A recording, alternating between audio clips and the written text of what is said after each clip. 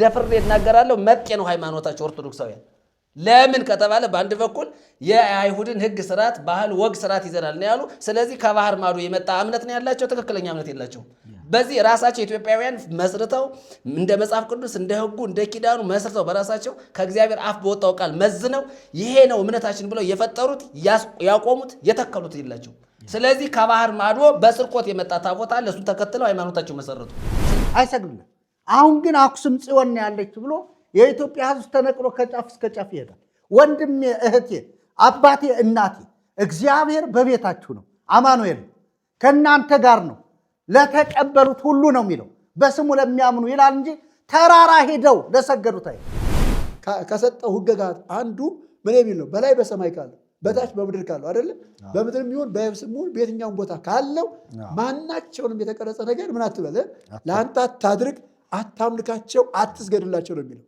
ስለዚህ የመጀመሪያው ነገር የእግዚአብሔርን ህግ ተላልፈዋል እግዚአብሔር ያላለውን እግዚአብሔር ያላዘዘውን እግዚአብሔር ያልሰራውን ነገር እያደረጉ ነው ያለው በኢትዮጵያ ያሉ ሊቃውንትም አባቶችም ቤተክርስቲያኗ ውስጥ ሆነው ያማጡ ምጥ ይዟቸው ጭንቅ ይዟቸው ትውልዱን እንዴት እናስረዳ እንዴት እንግለጽ ብለው ታድሶን በቤተ ክርስቲያኗ ውስጥ አድሶ እንዲመጣ የእውነተኛው ክርስቶስ እንዲሰበክ ብዙ የጣሩ ብዙ ዋጋ የከፈሉ በቤተ ክርስቲያኗ ውስጥ ጳጳሳት ሊቃውንት አባቶች አሉ በኢትዮጵያ ውስጥ እነዚህ ግን ታፍነው በዚህ በውሸት ድርሰትና በውሸት ትርክት ተይዘው እውነታው እንዳይገለጥ ታፍነው የሞቱ ብዙዎች ናቸው ይሄ ህዝብ አግዝ የተባለው መንድግ ህዝቡን እንደው እያነሆለለ የሚሰበስብ እያነሆለለ ማለት ነው መፈሳፈር እንደተደገመባት ሴት እየተከተለ ሆ ብሎ የንብ አውራው እንደተነካ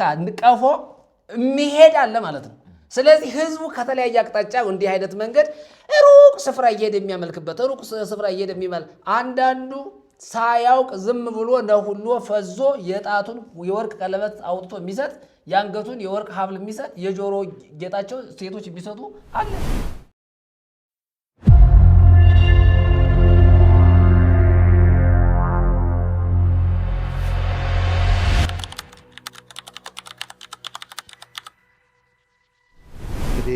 ቀሲስ ደግሞ አንድ ለየት ያለ የቤተ ክርስቲያን ታሪክ መጽሐፍ ላይ ያዩትን ነገር አይሁዳዊ ነው የሚያገለግል ብለውኛል አይደል በኢትዮጵያ ኦርቶዶክስ ተዋሕዶ ቤተ ክርስቲያን ለመሆኑ አይሁዳዊ ይቀድሳል እኮ አይቀድስም እንዴት ነው አይሁዳዊ ያገለግላል ብለው እዚህ ሸጉር እይግበር ፈራሲ ዘገባ እያሉ ሲሳደቡት አይደል ቅዳሴ እኮ በፍጹም አያስገቧቸው ያውቃቸዋል እንዴውስ ሲሳደዱ አይደል ያለው ጎንደር አካባቢ እኮ ፈላሲ ተብለው ሲሳደዱ ነው እንኳን መቅደስ ሊገቡ መክፈልት እንኳን አብረዋቸው አይበሉ እና አሁን ደግሞ ለመሸወጃ እዚህ ታሪክ መጽሐፍ ላይ ስናያ አይሁዳዊ ብቻ ነው የሚያገለግለው እሷ የይሁዲን እምነት ተቀብላ ነው የመጣቻላል ለምን ካህናቱ የይሁዲን እምነት አልተቀበሉም ወይ ካልተቀበሉ ታቦቱ ለእስራኤል ነው የተሰጠው ይተውት በቃ ታቦት የሚባለው ነገር ጋር ይፋቱ ያው 12000 ሌዋውያን መተዋል ይሄን ስርዓቱን ለማስፈጸም ቆይታሉ 12000 ወደ ኢትዮጵያ አሉ ወይ አሁን የሉም ነው አይገለገልም ታቦቱ አሁን እኮ ማለት አንድ 12000 የእስራኤል ነገድ በኩር ሌዋውያን መተዋል አብሮ ለምን ስንል ያንን ስርዓት ለመፈጸም እኮ የሉም እኮ 12000 ካህናት ሌዋውያን 20000 ደግሞ የእስራኤል በኩር ልጆች በአጠቃላይ 32000 ወደ ኢትዮጵያ መጥተዋል 32 እኛ ተወርሰናል እኛ ኢትዮጵያውያን የለንም ማለት ነው ስለዚህ ታሪኩ ውሸት መሆኑን እኮ የምናውቀው ከዚህ አንፃር ነው አገልግሎቱ ስርዓቱ ይሄ ታሪክ የተፈጠረው በየት መሰላችሁ 13ኛው ክፍለ ዘመን ላይ ነው 13ኛው ክፍለ ዘመን ቅድም ቄስ ያወራ እንደነበረው የንግስናን ከላስታ ወደ ሸዋ ለማምጣት እና አቡነ ተክለ ሃይማኖት የፈጠሩት ታሪክ ግብጾችም አይደለም ይሄን ታሪክ የፈጠሩት እና አቡነ ተክለ ሃይማኖት ናቸው ለዚህ ነው ቀዳማዊ ምኒልክ አሁን ስለ ቀዳማዊ ምኒልክ ታሪክ ቢጠና አይታወቅም ምንም የሰራው የሚታወቅ ነገር የለም የኢትዮጵያ ነገስታት ታሪክ ውስጥ ቀዳማዊ ምኒልክ ይሄንን ሰርቷል ተብሎ የተጻፈ ነገር የለም እና በምናብ የተፈጠረ ሰው ነው ቀዳማዊ ምኒልክ ለመነሻ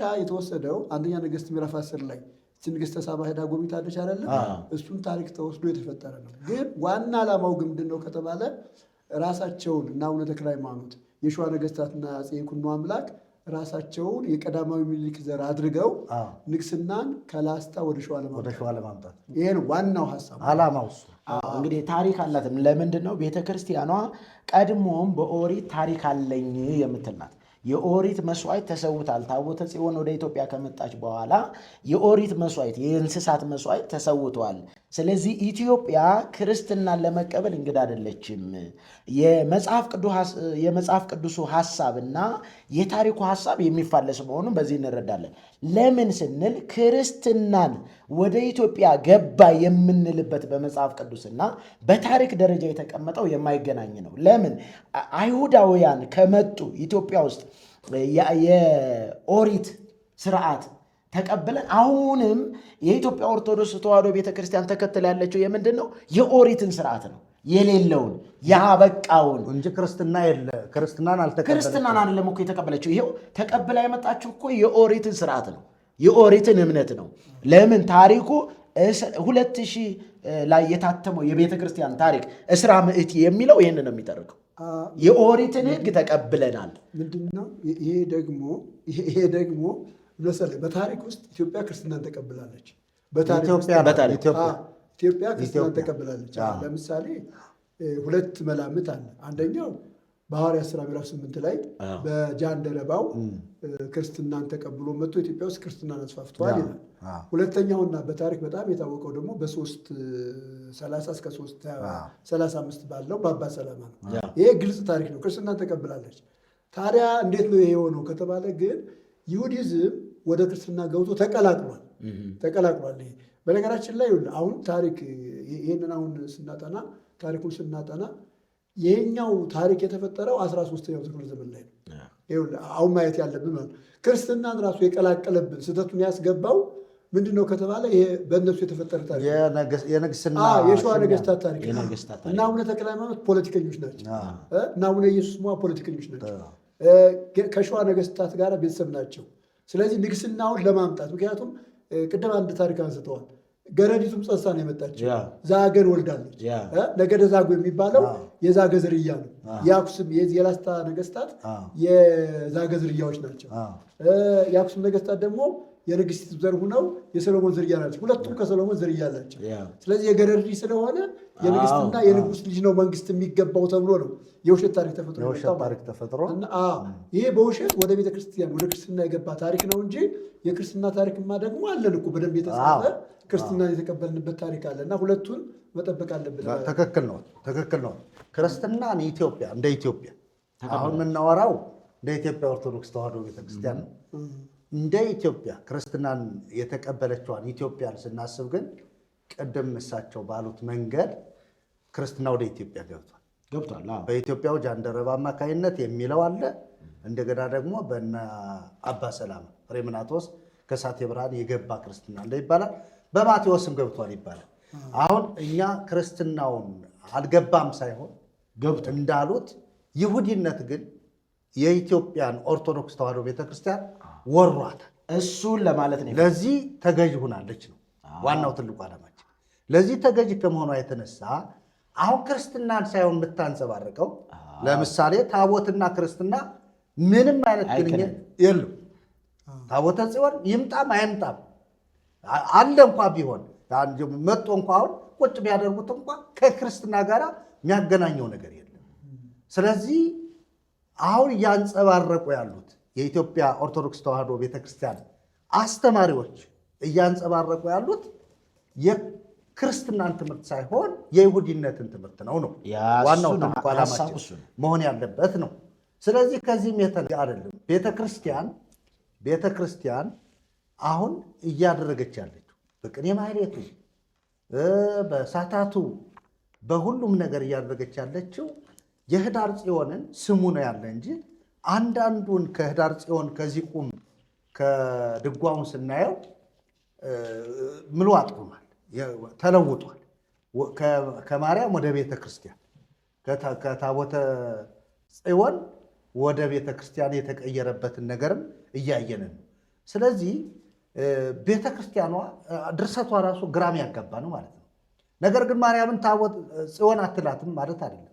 ማርያም ታቦት አትላትም ማለት አይደለም አይደለ? ቅዳሴ ላይ እኮ ማነው ጽላት ዘሙሴ ዘጸጳጦስ ዘሲና ጸናጽል ዘውስተ ልብሱ ለአሮን ካህን ላለች አይደለ? እንደገና ደግሞ ታቦት እንተ ውስቴታ ኦሪት ወጥሮ ይከድንዋ በወርቅ ይሄ ለማርያም የተሰጠ ነው። ስለዚህ ሙሉ ብሉይ ኪዳን ላይ ሲደረግ የነበረው በታቦቱም ውስጥ ያለው ከታቦቱም ውጭ ያለው በወርቅ የተለበጠው ሁሉ ማርያም ነው እና እኔ እንዴት አድርገው እንጨት እንዳደረጓት ዕቃ እንዳደረጓት ታሳዝነኛለች እቺ ማርያም የሚሏት እነሱ እንጂ ማርያም የጌታ እናት አይደለችም። እሷ ምንም ሌላ ተውላጠስም ያላት አይደለችም። ማርያም ናት። ማርያም የምትባል ሴትዮ ነች እና ከዚህ አንጻር የቤተ ክርስቲያኒቱን ስርዓተ አምልኮዋን ስንመለከተው እንደገና ደግሞ ከታሪክ አንጻር ስንመለከተው አሁን እየተባለ ያለውን ለምሳሌ ኋላ ላነሳለሁ ትችላለሁ እንትኑ እና እንዴት ያዩታል? መርጌታ መላክ ትክክል ነው? ታሪኳ የምታታባት ቤተክርስቲያኗ የምታቀርበው በቅኔ ማህሌት የሚባለው እሱን እስኪ ያብራሩ እና ደግሞ እንቀጥልበታለን። በዚህ እንግዲህ እስካሁን በተነሳው ሀሳብ ላይ እርስ በርሱ የሚጋጭ በጣም ለማስረዳትም ለመረዳትም የቸገረ ጉዳይ ነው ስንመለከት ታሪኮቹን በቅደም ተከተል ስንመለከት ማለት ነው። እኔ ግን እዚህ ጋር እንደው አንድ ነገር መናገር የምፈልገው ወደ ተጠየቁት ሀሳብ ከመግባቴ በፊት ስለ ታቦት አንደኛ የተሰረቀ ታቦት ኢትዮጵያውያን ለምን ያመልካሉ? ተሰርቆ የመጣ ታቦት ምን ይሰራል? ምን ይሰራል? የተሰረቀ ታቦት ኢትዮጵያውያን ለምን ያመልካሉ? ይህንን ለነሱ ጥያቄ እንተው። ስርቆት ኃጢአት አይደለም ወይ? ለምሳሌ እኮ እዚያ ጋር ቀደም እሱ ሲያነቡ በሰሎሞን በፈቃድ አይደለም ታቦቱ የመጣ ራሱ በድብቅ ነው የመጣው አይደል? ይሄ ስርቆት ነው። ስርቆት ኃጢአት ነው። የተሰረቀ ታቦት ኢትዮጵያውያን ለምን ያመልካሉ? ኢትዮጵያውያን ከላይ ከእግዚአብሔር አፍ ከአንደበት ለኢትዮጵያውያን ከእስራኤል ከቃል ኪዳኑ ሕዝብ ውጭ ለመላ ዓለም ታቦት አልተፈቀደም። አልተፈቀደም። የትኛው መጽሐፍ ቅዱስ ውስጥ ብንገባ ከቃል ኪዳኑ ከእስራኤል ሕዝብ ውጪ ታቦት የሚል ጽላት የሚል ለመላ ዓለም ከቃል ኪዳኑ ሕዝብ ከእስራኤል ውጪ የተሰጠው የለም። ስለዚህ ኢትዮጵያውያን ታቦት የላቸውም፣ ሕግ የላቸውም፣ ተስፋ የላቸውም፣ ከዚህ ውጭ ናቸው እና ይህንን ነገር በደንብ አድርገው ያስቦት ይገባል። ሌላው ለኢትዮጵያ ሌላው ቤተ ክህነት የፈጠረው የበዛ ስፍር ቁጥር የሌለው ጣዖት ነው። ይሄ ለምሳሌ በእያንዳንዱ አድባራት 3፣ 4፣ 5 ታቦት የሚገባው የሚቀረጸው የሚጠረበው ራሱ ቤተ ክህነት ውስጥ ነው። ግልጽና ግልጽ ነው። ታቦትን በኢትዮጵያውያን ኮንቴክስት ስናየው ታቦት የሚቀረጸው ታቦት የሚሰራው ቤተ ክህነት ውስጥ ነው። ራሱን የቻለ ጠራቢ ያለው ቀራጭ ያለው ራሱን የቻለ እንጨት ቤት አለው። በቃ እዚህ ስለዚህ ኢትዮጵያውያን ትክክለኛውን ታቦት አይደለም እያመለኩ ያሉ በቤተ ክህነት የተፈጠረውን በቤተ ክህነት የተሰራውን ጣዖት ነው እያመለኩ ያለው። እንደ አሸን በምድር ላይ በገጠር በከተማ የሚወጣው ታቦት በሙሉ ለኢትዮጵያውያን ጣዖት እንጂ ታቦት አይደለም። ስለዚህ በደንብ መሰመር ያለበት ስለ ታቦት አውርተን የእስራኤል ታቦት የቃል ኪዳኑ ታቦት ጽዮን ማለት ብለን መናገር ብቻ ሳይሆን ለኢትዮጵያውያን ታቦት አልተሰጠም። ከቃል ኪዳኑ ሕዝብ ከእስራኤል ውጭ ለመላው ዓለም ታቦት እንዲያመልኩ ታቦት እንዲያወጡ እንዲያስገቡ አልተሰጠም። ስለዚህ የኢትዮጵያውያንም ሕዝብ በቤተ ክህነት የተፈጠረ የጣዖት አምልኮን እያካሄደ እንደሆነ ግልጽ በሆነ መንገድ እንናገራለን። በሌላ በኩል ልናገር የምፈልገው እነሱ መጤ ሃይማኖት ይላሉ እንጂ እነሱ በአንዱ በኩል መጤ ሃይማኖት ነው ያላቸው። ራሱ የተመሰረተ ደፍሬ እናገራለሁ መጤ ነው ሃይማኖታቸው ኦርቶዶክሳውያን። ለምን ከተባለ በአንድ በኩል የአይሁድን ሕግ ስርዓት፣ ባህል፣ ወግ፣ ስርዓት ይዘናል ነው ያሉ። ስለዚህ ከባህር ማዶ የመጣ እምነት ነው ያላቸው፣ ትክክለኛ እምነት የላቸውም። በዚህ ራሳቸው ኢትዮጵያውያን መስርተው እንደ መጽሐፍ ቅዱስ እንደ ሕጉ እንደ ኪዳኑ መስርተው በራሳቸው ከእግዚአብሔር አፍ በወጣው ቃል መዝነው ይሄ ነው እምነታችን ብለው የፈጠሩት ያቆሙት የተከሉት የላቸው። ስለዚህ ከባህር ማዶ በስርቆት የመጣ ታቦት አለ። እሱን ተከትለው ሃይማኖታቸው መሰረቱ። ስለዚህ በታሪክም ኢትዮጵያውያን ተሳስተዋል። ስለዚህ መጤ ነው ሃይማኖታቸው። ጴንጤ ብቻ አይደለም መጤ ሃይማኖት ያለው። ጴንጤ መጤ ሃይማኖት የለውም። ታድሶ መጤ ሃይማኖት የለውም። እኛ ታድሶችም ራሳችን ከማንም የተቀበልነው ሳይሆን ከወንጌል ከክርስቶስ የተቀበልነው አንድ መጽሐፍ ብቻ ነው ያለን። ስለዚህ እኛ መጤ ሃይማኖት የሌለን ሰዎች መሆናችንን በደንብ አድርገው ትኩረት አድርገው ሊሰጡ ይገባቸዋል። ስለዚህ እኛ መጤ ሃይማኖት አናመልክም። ኢየሱስ ነው ሃይማኖታችን።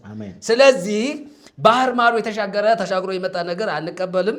ስለዚህ መጽሐፍ ቅዱስ የሚለንን እናደርጋለን። እምነታችንም መሰረታችንም አለቱ ክርስቶስ ነው። የኛ ማንነት፣ የኛ ህይወት፣ የኛ ጽድቅ፣ የኛ ቅድስና፣ የኛ የዘላለም ህይወት የተመሰረተው ክርስቶስ ኢየሱስ ላይ ነው። ከሌላ ላይ የተመሰረተ ነገር የለም። ስለዚህ ኢትዮጵያውያን ሊቃውንት፣ ካህናት፣ ቤተ ክህነቱ ስለዚህ መጤ ሃይማኖት ይዘው ሰው ሊሳደቡ አይገባቸውም። ስለዚህ እንዲህ አይነቱን ነገር በደንብ አድርገው ማየት አለባቸው። ስለ ታቦት ስያሜ ታቦት ዘዶር እንተ ይእትግዝእትነ ማርያም ይላል። በደንብ ሳይነሳ ይቀር ታቦት ዘግቡር ምስ ዘይኔቅዝ ከማይነቅስ እንጨት ሸርሸም ሸጥን ከሚባል እንጨት የተቀረጸ መሆኑን ውዳሴ ማርያም ትርጉም ላይ እናገኛለን። ታቦት በደንብ አድርገን እንዳሰ ታቦት በመጽሐፈ ዚቅ ላይ ስንመለከት፣ ታቦት በመጽሐፍ ቅዱስ ስንመለከት፣ ታቦት በመጽሐፈ ድጓ ላይ ስንመለከት፣ ታቦት በውዳሴ ማርያም ስንመለከት፣ ታቦት በስንክሳር ስንመለከት፣ ታቦት በታምረ ማርያም ላይ ስንመለከት የምናገኘው የእንጨት ታቦት ነው። ለምሳሌ ታቦት በውዳሴ ማርያም ላይ ታቦት ቦር ድቡጥ እምኩሌ ዘግቡር ምስ ዘይኔቅዝ ይትሜሰል ለነ ዘእግዚአብሔር ቃለ ዘኮነ ሰብአ ዘለለፍተት ወይውላጤ ይላል። ስለዚህ ታቦት በአዲስ ኪዳን ወይም ደግሞ በኢትዮጵያ ኦርቶዶክስ ተዋሕዶ ቤተክርስቲያን በውዳሴ ማርያም መሰረት ታቦት ማለት የማይነቅዝ እንጨት ተብሎ ምን ተብሏል? ስያሜ ተሰጥቶታል። ዘኮነ ሰብአ ቃለ እግዚአብሔር የእግዚአብሔር ቃል ይትሜሰለነ የሚለው ሐሳብ በራሱ በደንብ መብራራት አለበት። ይሄንን ሸርሸምሸጥን የሚለውን እንጨት ሲያብራሩ በትርጓሜያቸው ራሱን የቻለ ሐሳብ አስቀምጠውበታል። ሌላው ታቦት በቅዳሴ ማርያም ላይ ስንመለከት ታቦት ዘዶር እንተ ይእትግዝእትነ ማርያም ብለው አስቀምጠዋል። እንዲህ አይነት ታቦት እግዚአብሔር አፉን ከፍቶ ለፍጥረት አልተናገረም። ስለዚህ ኢትዮጵያውያን በየዕለቱ ይፈጥራሉ፣ በየዕለቱ ይፈለስፋሉ። ደብተራ የጠረበው ቤተ ክህነት የጠረበው ቤት ሰርቶ እንጨት እየሰበሰበ ከባረሃ ከዱር ከገደል አምጥቶ የሰራውን ታቦት ቤተ ክህነቱ ራሱ በደሞዝ ታቦት አሁን ውዳሴ ማርያም ላይ ተጽፏል፣ ቅዳሴ ማርያም ላይም ተጽፏል። ለምንድን ነው እዚህ ላይ የተጻፈው? የቱ ላይ? ውዳሴ ማርያም ላይ እኮ ታቦት ዘዶር እንተ ይእትግዝእትነ ማርያም ቅዳሴ ማርያም ገጽ 109 ላይ እኮ ለምን ተጻፈ? እሱን ማብራሪያ ሲሰጡት ላንብሎት። ለምሳሌ ታቦት ዘዶር እንተ ይእትግዝእትነ ማርያም የሚለውን ማለት ነው። ማርያም ነች ለማለት ያንን ታቦት አሁን በብሉይ ኪዳን የነበረውን ታቦት ምን አደረጉት? ቀይረው ማርያም ነች ብለው ታቦቷ ማርያም ነች። እሱን ለማለት ነው። አዎ እሺ ላልኩ 409 ይኸውልህ ወምስሌሆሙ ታቦት ዘዶር እንተ ይእትግዝእትነ ማርያም ይላል አይደለ? ምን ማለት ነው? ከእነሱ ጋር ታቦት ዘዶር ወዳለችበት ያግባችሁ። ይህስ እንደምንድን ነው ቢሉ መላእክት የፀሐይን ሙቀት ድምቀት፣ የጨረቃን የከዋክብትን ብርሃናት አይተው ደስ አላቸው። እሊህን ለፈጠረ ለእግዚአብሔር ምስጋና አቀረቡ። ዳግመኛም ኢየሩሳሌም ሰማያዊትን አሻግረው አይተው ደስ አላቸው። በዓይናቸው ያዩትን በእግራቸው ሂደው ለማየት ተመኙ። ጌታም የተመኙትን መግለጥ የለመኑትን መስጠት ልማዱ ነውና ሂዳችሁ ዞራችሁ ይዋት ብሎ ሾማቸው፣ አሰለጠናቸው። መላእክትም በኢየሩሳሌም ሰማያዊት ውስጥ ያለች ብርሃኗ ለውጥ ተፈጥሯዊ ልውጥ ነው። ታቦት ዘዶር እንተ ይእትግዝእትነ ማርያም ያለው እኮ በቂ ነው። እሱን ብቻ ታቦት ዘዶር እንተ ይእትግዝእትነ ማርያም የሚለው ሊቅ ከሆነ ሳይተረጉም አይሄድምና ታቦት ዘዶር ያልኩት ይቺው እመቤታችን ናት ነው። ስለዚህ አሁን በቅዳሴ ማርያም ላይ ስንመጣ ታቦት ዘዶር እንተ ይእትግዝእትነ ማርያም ታቦት ማለት ማርያም ናት ነው። በቃ ሌላ ምንም ነገር የለም። በቃ እኮ በእንግዲህ ይቀጥሉ። የውዳሴ ማርያም ራሱ ታቦት ዘግቡር ምስ ዘይነቅዝ ላምጠው ይትሜሰል ለነ ዘእግዚአብሔር ቃል የሚለው ዘኮነ ሰብአ ዘእንበለ ፍልጠት ወይውላጤ መለኮት ንጹሕ ዘአልቦ ምስና ዘሩይ ምስላ ምንድን ነው የሚል ወደ መጨረሻው ላይ ያለው እሷ እንደሆነች ይነግረናል። ማርያም እንደሆነ አሁን ውዳሴ ማርያሙ ላይ ለምሳሌ 10ቱ ቃላት ለተሰባጻሚ ለእግዚአብሔር ቀዳሜ ስሙ ለመድኃኒነ ኢየሱስ ክርስቶስ ብሎ ኢየሱስ ክርስቶስ ነው የሚል እሱ እኮ ጥሩ ነበረ። አሁን የሀሳብ ጥሩ ነበረ ማለት ታቦቷ ማርያም ነች። እንደገና ደግሞ በእግዚአብሔር ጣት የተጻፉ 10ቱ ትእዛዛት ቃል የእግዚአብሔር ቃል ወልድ ነው ብሎ ነው ያስቀመጠው። ይሄ ጥሩ ነበረ። ነገር ግን ምንድን ነው ተፈጽሟል ማለት ነው አይደለም? ተፈጽሟል። ይሄ ታሪክ እኮ ተፈጽሟል አይደል? መርጌታ መላክ ለምንድን ነው ቃል በታቦቱ ውስጥ አደረ አይደለም? ቃል በታቦቱ ውስጥ አደረ እና ቃል መጥቶ ኢየሱስ ክርስቶስ ከሆነ ልክ ነው። በድንግል ማርያም ጌታ ተወለደ አይደለም? ስለዚህ ሌላ ታቦት አያስፈልገንም ማለት ነው። በዚህ ቃል መሰረት ከሄድን አይደለም? ይኸውልህ ጥሩ ነው።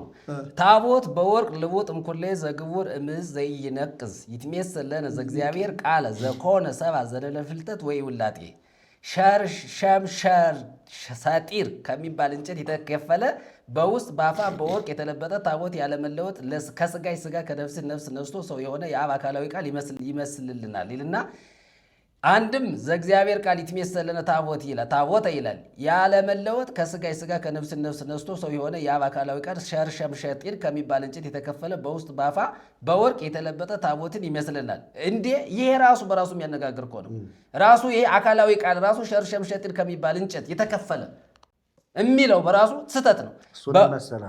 በውስጥ በአፋ በወርቅ የተለበጠ ታቦትን ይመስልልናል። ይህም ምሳሌ ታቦት የእመቤታችን ይላል እኮ ታቦት ራሱ ይሄ ምንድነው? ታቦት የእመቤታችን ይልና ያስቀምጣል። ዘአብርሃም ዘግቡር አለ ከአብርሃም ባህሪ የተገኘ ሲል ነው።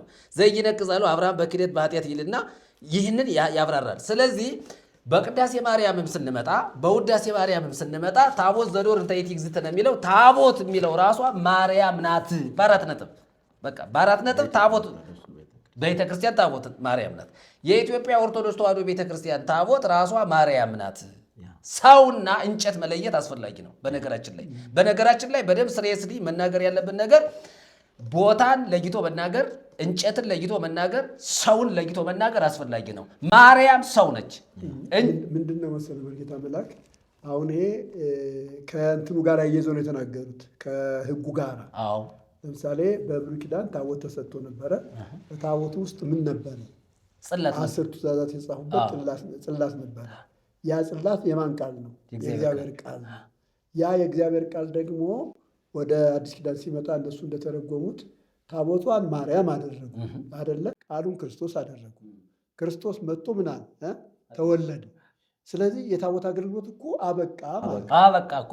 ስለዚህ ለምን አሁን ሌላ ታቦት ያመጡብናል እኮ? የኛ ጥያቄ ሌላ ታቦት የለም። የታቦቱ አገልግሎት አብቅቷል። ቅድም እንደተናገርነው ነው።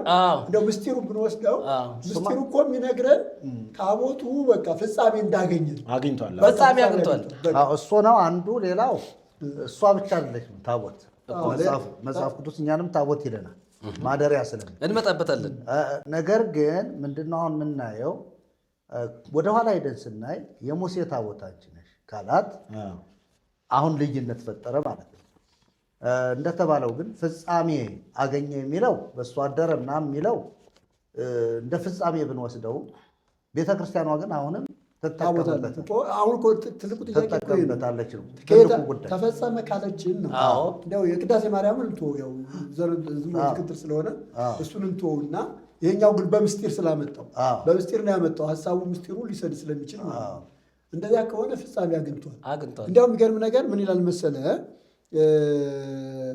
ምን ይላል? ወኮነ ሰብአ ከማነ በኪነ ጥበብ ቅዱስ ዘተሰባ ምኔኪ ዘእንበለ ደመረ መለኮቱ በቃ በዚህ በተሰራው ስራ በሆነው ስራ ምን አድርጓል? ከመለኮቱ ጋር ህብረት አድርገን አይደለም። ስለዚህ ከመለኮቱ ጋር ህብረት አድርገን በክርስቶስ በተሰራው ስራ ማለት እኮ አሁን እንደዚያ ከሆነ ፍጻሜ አግኝቷል እኮ። ታቦቷ ማርያም ከሆነች ራሷ ማደሪያው የመንፈስ ቅዱስ ማደሪያ ከሆነች የእንጨቱ ታቦት አልቆቷል። የቃል ማደሪያ ከሆነች አካላዊ ቃል ክርስቶስ በእሷ ተጸንሶ ስለተወለደ እሺ ታቦትን አንቺ ነሽ አሉ። የአካላዊ ቃል ክርስቶስ ማደሪያ ነሽ። ይሄ ቃለ ታቦቱ ከእንጨትነት ወጥቶ ወደ ሰውነት መጥቷል። ሽግግር ሆኗል። አሁን ታቦቷ ማናት? ማርያም ናት። እሺ የአካላዊ ቃል ክርስቶስ ማደሪያ ሆነች። የእንጨቱ ታቦት አብቅቷል። ራሱ ውዳሴ ማርያም ራሱ አንድምታው ላይ ተሰርተውታል አይደለ? ስለዚህ ታቦት እንጨት የሚለው ታቦት ከተሻረ አሁን በኢትዮጵያ ኦርቶዶክስ ተዋሕዶ ቤተክርስቲያን ከአንድ ቀን እስከ 30 ቀን ከ10 እስከ 30 በአንድ ድንኳን የሚያድር የሚጠለል ታቦት ተሰብስቦ ከተለያየ አቅጣጫ ለምን አስፈለገ? ለምን አስፈለገ ነው። ስለዚህ በኢትዮጵያ ቤተክርስቲያን ስንመጣ አሁን እግዚአብሔር ደፍረን የምንናገረው ለኢትዮጵያውያን እግዚአብሔር ታቦት እንዲሰሩ፣ ታቦት እንዲያመልኩ፣ ታቦት እንዲሸከሙ እግዚአብሔር አልፈቀደም። ኢትዮጵያውያን ይልቁንስ ጣዖት ከመሸከምና ጣዖትን ከመከተል ይልቅ ራሱ ክርስቶስን መከተል እንዳለባቸው መልእክት እየመጣላቸው። ስለዚህ ታቦት በራሷ በድንግል ማርያም አብቅቷል። አብቅቷል ብለን እንደመድማለን። ስለዚህ ታቦት በአዲስ ኪዳንም ሆነ ታቦት በብሉይ ኪዳንም ስንነጋገር እግዚአብሔር በእያንዳንዱ ዘመን ራሱን የቻለ ሐሳብ መልእክት ነው ያለው። ለምሳሌ በብሉይ ኪዳን ዘመን ታቦት የሚለው ራሱን የቻለ ታቦት ነው። ቅድም እንደተናገርነው ጨርሰናል። አንድ ታቦት ነው፣ የሚባዛ ታቦት የለም። በሴት በወንድ የተሰየመ ታቦት የለም። በመላእክት፣ በጻድቃን፣ በሰማዕታት፣ በነቢያት፣ በሐዋርያት፣ በደናግል፣ በመነኮሳት፣ በዱር በገደል የተሰየመ ታቦት የለም። አንድ ታቦት ነው። እሱም 4 ካህናት ናቸው የሚሸከሙት። ከ4ቱ ካህናት ውጭ ማንም ሊሸከሙ አይችልም። የሚሰረቅም አይደለም፣ የሚቃጠልም አይደለም፣ ምንም አይደለም። አንድ ታቦት ነው። ስለዚህ በየቦታው እስራኤላውያን ታቦት አልነበራቸውም። አንድ ቤተ መቅደስ ነው የነበራቸው። አለቀ። እዚህ ላይ ደበደብ። ወደ ኢትዮጵያውያን ስንመጣ ግን ኢትዮጵያን ከየት አምጥተው? አንደኛ የተሰረቀ ሃይማኖት ነው፣ የተሰረቀ ታቦት ነው። መነሻ ሀሳባቸውን እንደነሱ እንምጣ ብንል እንኳን የተሰረቀ ታቦት ነው ያላቸው፣ የተሰረቀ ሃይማኖት ነው ያላቸው። ስለዚህ የተሰረቀውን ታቦት መልሱ፣ መጤውንም ሃይማኖት ትታችሁ ክርስቶስን ተከተሉ ነው። አሁን ወደ ክርስቶስ እንድትመጡ እንፈልጋለን። እኛ የኛ ተልእኮ፣ የኛ ሐሳብ፣ የኛ አጀንዳ ምንድነው? ኢትዮጵያውያን ሲጀመር ከእግዚአብሔር ቃል ኪዳን የላቸው፣ አልተሰጣቸው፣ ምንም የላቸው። በአንድ በኩል ክርስትናን ተቀብለናል፣ የሚያስማማ ነገር ቢኖረንም፣ በአንድ በኩል ግን ክርስትና የተቀበልንበት መንገድ ስህተት ነው። ስለዚህ እንደዚህ ብለን ከመጣን ታቦት የሚለውን ነገር ቁጭ አድርገን ኢትዮጵያውያን ከዚህ በኋላ ታቦት ተሸክማችሁ አጅባችሁ መንደር ለመንደር አትዙሩ፣ አበቁ። ዳውጃ ማንጠፍ፣ ዕጣን ማጠን፣ ከቤተ ክርስቲያን ወደ ባሕረ ጥምቀት 10-20 ታቦት በአንድ ድንኳን ማሳደር ርሱ ጣዖትን ማምለክ ነው። ስለዚህ ቤተ ክህነት የፈጠረውን ጣዖት እያመለካችሁ ከእግዚአብሔር መንግስት አትርደሉ እያል መልእክታችን እናስተላልፍና ወደ ተጠየቁት ሀሳብ እንምጣ። ቅኔ ማሕሌቱ እንምጣ። ወደ ቅኔ ማሕሌቱ ስንመጣ በመጽሐፈ ድጓ በመጽሐፈ ዚቅ ላይ ያለውን ነገር ስንመለከት በጣም የሚገራርም ነገሮችን ማየት እንችላለን። በቅኔ ማሕሌቱ ውስጥ ማለት ነው። በመጽሐፈ ድጓ ላይ እንደው ከተጻፉት ነገር አንድ ነገር ላንሳ። አሁን ለምሳሌ ድጓው ላይ ስንመጣ የሚያወራው ሌላ ነው። አሁን እስካሁን ስንመጣ ስለ ታቦት ነው ያወራ ነው አይደለ? ስለ ጽላት ነው ያወራ ነው። ስለ አይሁድ ባህል ወግ ነው ያወራ ነው። ቅኔ ማሕሌቱ ላይ ስንመጣ ግን ኮምፕሊትሊ ይቀየራል።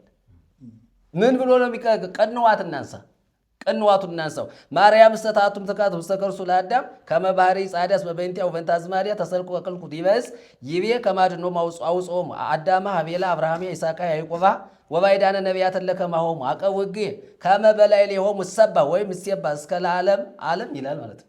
ይሄ የኅዳር ጽዮን ቅንዋት ነው። ምን ማለት ነው ብለን ስንናገር ራሱ ጌታችን መድኃኒታችን ኢየሱስ ክርስቶስ የተሰቀለበትን ዓላማ ቁልጭ አድርጎ የሚያሳይ ነው። ፍንትው አድርጎ የሚያሳይ ነው። ለምንድን ነው? ማርያም ሰታቱ እምትካት ውስተ ከርሱ ለአዳም ከአዳም ከርስ ውስጥ ማለት ነው። ከጥንት ከመጀመሪያ ጀምሮ በአዳም ሆድ ወይም ከርስ ማለት ነው። በዚያ ውስጥ ሆና ማርያም ምላሉት ታቱ ታበራለች፣ ታጽነደድላለች። ምን ብላ?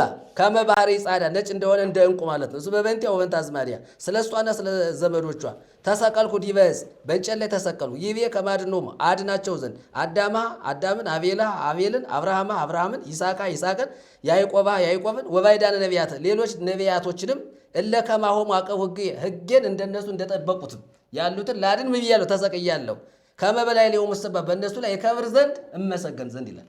ይሄ የኅዳር ጽዮን ቅንዋት ነው። ታዲያ ታቦትንና ታቦተ ማርያምና ታቦተ ጽዮንን ምን አገናኘው እዚህ ጋር ብለን ስንመለከት የሊቃውንቱ አገልግሎት ራሱን የቻለ ክንፍ ይዞ ሌላ ጽንፍ ይዞ ደግሞ እንመለከተዋለን።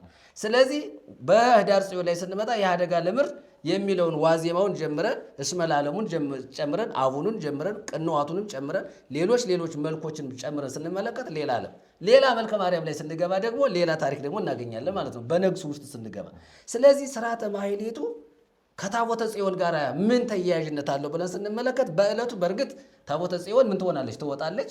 እነሱ የሚሉት ማለት ነው ትወጣለች፣ አደባባይ ትዞራለች። ታቦት ይወጣል። የማርያም ታቦት ማለት ነው። የማርያም ታቦት የለችም ብለናል። የለችም ብለናል። ግን በእነሱ ታቦት ያወጣሉ። ታቦቱን ህዝቡ ምን ያደርጋል? ሞጨቱ ነግረውናል። መጽሐፍ ነው ብለውናል።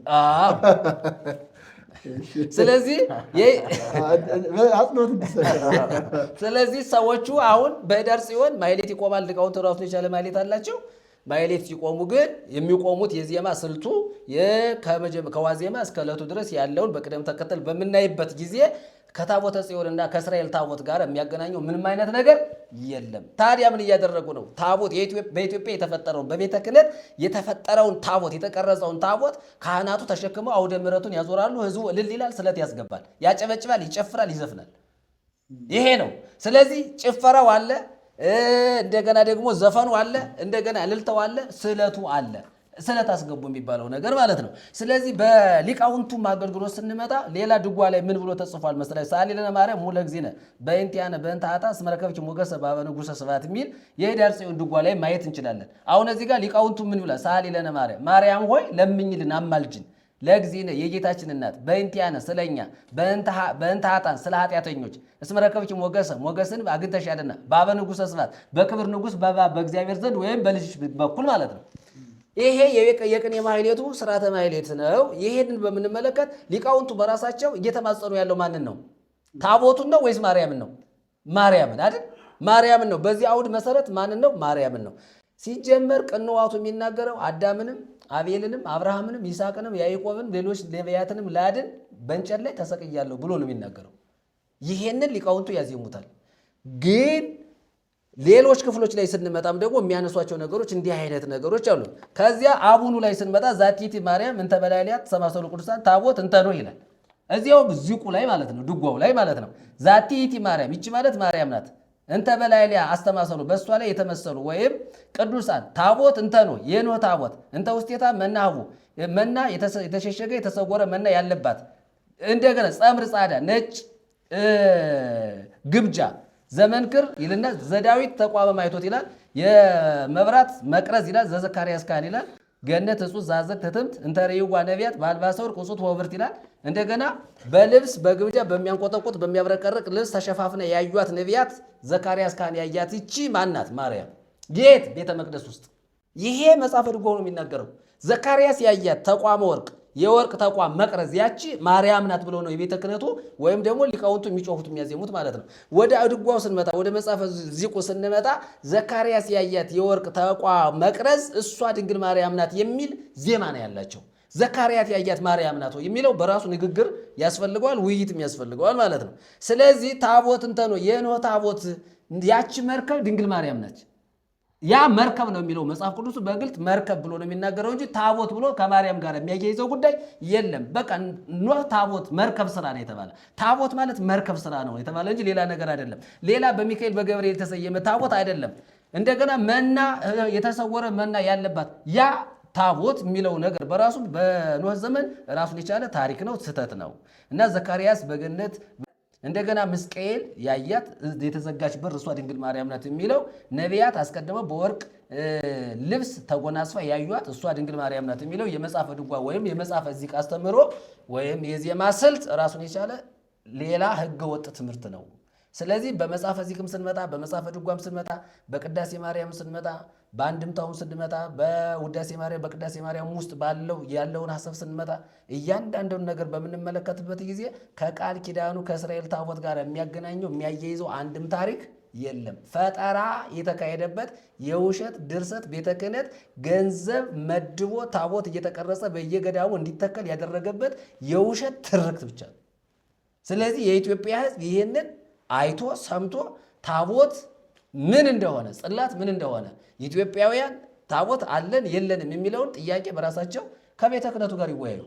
ስለዚህ የኢትዮጵያ ሕዝብ ወደ ቤተ ክህነቱ ይሄድና እኛ ታቦት ነበረን ብሎ መጠየቅ ይችላል። ታቦት ንገሩን ማለት ለእስራኤል እንደተሰጠው ለኢትዮጵያ የተሰጠ ታቦት ማን ነው ብለው መናገር አለበት። ሲጀመር የውሸት የተሰረቀ ታቦት ምን ይሰራል? ታቦት ተሰርቆ ሲመጣ እንዴት ዝም ይባላል? እስራኤል በትክክል ያ ታቦት ከእስራኤል ተሰርቆ መጥቶ ቢሆን እስራኤል ዝም አትልም። ስለዚህ ሌላ ጥያቄ የሚያሻው ነበር እና ስለዚህ እስራኤላውያን ያላደረጉት እግዚአብሔር በዓለም ካለው ሕዝብ ውስጥ ቃል ኪዳን የገባው ስለ ታቦት ያወራ ከእስራኤል ጋር ነው፣ ከሙሴ ጋር ነው። እዚያ ውጭ ግን እግዚአብሔር ለዓለም ሕዝብ ስለ ታቦት ያወራበት ምንም አይነት መንገድ የለም፣ ዝግ ነው። ስለዚህ ኢትዮጵያውያን ጣዖት አምልኮ ነው። ኢትዮጵያውያን የሚያመልኩት ታቦት ሳይሆን እንጨት ነው፣ ጣዖት አምልኮ ነው፣ የተቀረጸ ነው፣ የሚገዛ ነው፣ የሚሸጥ ነው፣ የሚሰረቅ ነው፣ የሚቃጠል ነው፣ የሚነድ ነው፣ እንደ ቆሻሻ በሆነ ስፍራ ተጥሎ የሚገኝ እኮ ነው። ይሄንን ያመልካሉ። ስለዚህ ግምጃ ስለለበሰ በዚህ በሐምራዊ ሰማያዊ ነጭ ጥቁር ልብስ ስለለበሰ እሱን ማክበር በራሱ ስህተትና ስህተት እንደሆነ የኢትዮጵያ ሕዝብ ሊረዳን ይገባል። ስለዚህ እንደ ተሐድሶ ሐሳቤን ጠቅለል ሳደርግ ተሐድሶ መጤ ሃይማኖት የለውም። በወንጌል የተመሰረተ በክርስቶስ ላይ የተመሰረተ እምነት ነው ያለን። የተሰረቀ ታቦትም የተሰረቀ ባህልም የተቀየጠ ሕግ ስርዓትም የለንም። እኛ እምነታችን ክርስቶስ ነው፣ ሃይማኖታችን ክርስቶስ ነው። ስርዓታችን፣ ወጋችን፣ ባህላችን አዲሱ ኪዳን የክርስቶስ ትምህርት ነው። ከዚህ ውጭ የሆነ ነገር ሁሉ ወደ ውጭ። በጣም ጥሩ ነው። እንግዲህ አሁን ከሚከበረው ክብረ በዓል አንጻር ህዳር 21 ቀን የሚከበረው ክብረ በዓል ያው ጽዮን ማርያም የሚል ክብረ በዓል ስለሆነ ከዛ አንጻር በዚቁ ምን ይባላል የሚለውን ማርያምን ታቦት፣ ማርያምን ቤተክርስቲያን፣ ማርያምን ጽላት ለማድረግ የተካሄደበትና የተቀየረበትን መንገድ እያየን ነው ያለ ነው። አንድ እንትን ላንሳላችሁ። ታቦት ታቦት እንተ ውስቴታ ኦሪት ውቱረ ይከድንዋ በወርቅ ይላል። ይህንን ለምሳሌ ዚቁ ላይ እንዲህ ብሎ ቢተወው፣ ዚቁ ላይ ታቦት ታቦት እንተ ውስቴታ ኦሪት ውቱረ ይከድንዋ በወርቅ ብሎ ቢተወው ችግር የለው አይደለም አለ። ያው በኦሪት የነበረ ታቦት ነው ብለን እንተዋለን። ይሄ ዚቅ የተነሳ ግን ከማን ጋር ተያይዞ ነው? ለመክየድኪ የሚል መልክአ ማርያም ጋር ሰላም ለመክየድኪ እለረከቦን መከራ እንፍራተ ቀተልት ሐራ እንበላ አሳህን አመሆራ ማርያም ጽዮን ይላል። ታቦተ ቃለ ጽድቅ መንፈቀ እስራ እጎላት ምጎሊዮን ከመኪያኪ አፍቀራ አፍቀርኩኪ አፍቅርን ይሜዜ ለግሙራ። እዚህ ጋር እየይዘው ነው ታቦት ታቦት የመጣው። እንዴት አድርገው እያወሳሰቡት ነው ብትሉ ኦሪት በሙሉ ማርያም ናት እያሉ ኦሪት ታቦቱም ጽላቱም ሁሉም ወርቁም የተለበጠበት ታቦቱ የሆነው ነገር ሁሉ እሷ ናት ብለው ለእሷ ስያሜ ሰጠዋታል ማለት ነው። ለምን? የመልኩ መርገፍ ማን ነው? ዚቁ ነው። ስለዚህ ለከርስኪ ላይ አሁን ጽላት ዘሙሴ ጸጳጦስ ዘሲና ጸናጽል ዘውስተ ልብሱ ለአሮን ካህን ሰላም ለከርስኪ የሚለው ላይ ማለት ነው። መልክአ ማርያም ላይ አሁን የሙሴ ጽላት ናት፣ የአሮን ጸናጽል ናት። ጸጳጦስ ዘሲና በሲና ሙሴ ያያት ያች እሳት እሷ ናት። ጸናጽል ዘውስተ ልብሱ ለአሮን ካህን እንዲህ አይነት ነገሮችን ስናያቸው አሁን ማርያም አይደለችም ኦሪት ብለው ሊሸውዱ ናቸው። ኦሪት በሙሉ ማርያም ናት። በሙሉ እግዚአብሔር ኦሪትን የጻፈበት ዋናው ሕጉንም የሰጠበት ከዛ በኋላ ነቢያት የመጡት ቅድም ነቢያት አሰስዋ የሚለው ይሄ ነቢያት ሲፈልጓት የነበረ ሐዋርያት እናት ትሆናቸው ዘንድ ቢፈልጓት ሚናፍቋት ማርያም እንደነበረች በሰፊው ልናይ እንችላለን። ይህንን አስመልክቶ ሌላው እዚሁ ክፍል ላይ ስናይ በጣም መነሳት ያለበት ጉዳይ ብዬ የምናገረው ዘንበለ ይትፈጠር ሰማይ ወምድር ይባላል። ዛሬ እንዲያውም ዘንበለ ይትፈጠር ሰማይ ወምድር ወዘነው ለተሳረር መድረገነት ሀለወት ስብሕት ቅድስት ወቡርክት ይእቲ ማርያም።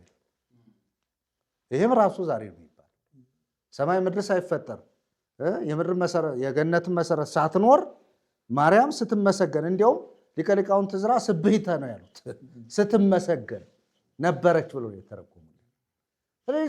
ሙሉ በሙሉ የኢትዮጵያ ኦርቶዶክስ ተዋሕዶ ቤተክርስቲያን እግዚአብሔራዊት ሳትሆን የእግዚአብሔር ወይም ደግሞ እንደ እግዚአብሔር ሐሳብ የምትመላለስ ሳይሆን እንደ ማርያም ፈቃድ እንደ ማርያም ሐሳብ የምትመላለስ ናት። ይህንን ደግሞ ማርያም ራሷ አታደርገው።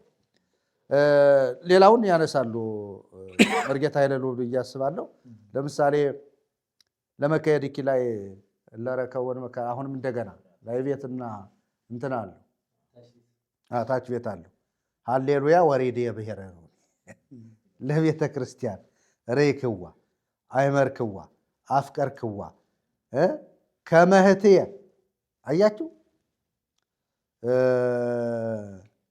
ሃለይኩ እምድህረ ጉንዱይ መዋዕል ወእምዝ እምድህረ ህዳጥ ዓመታት ካይበሬክዋ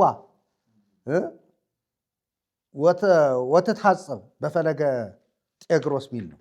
ይህኛው እንደገና ደግሞ በላይ ቤት ያመጣው የዚህ ቃል ነው ማለት ነው።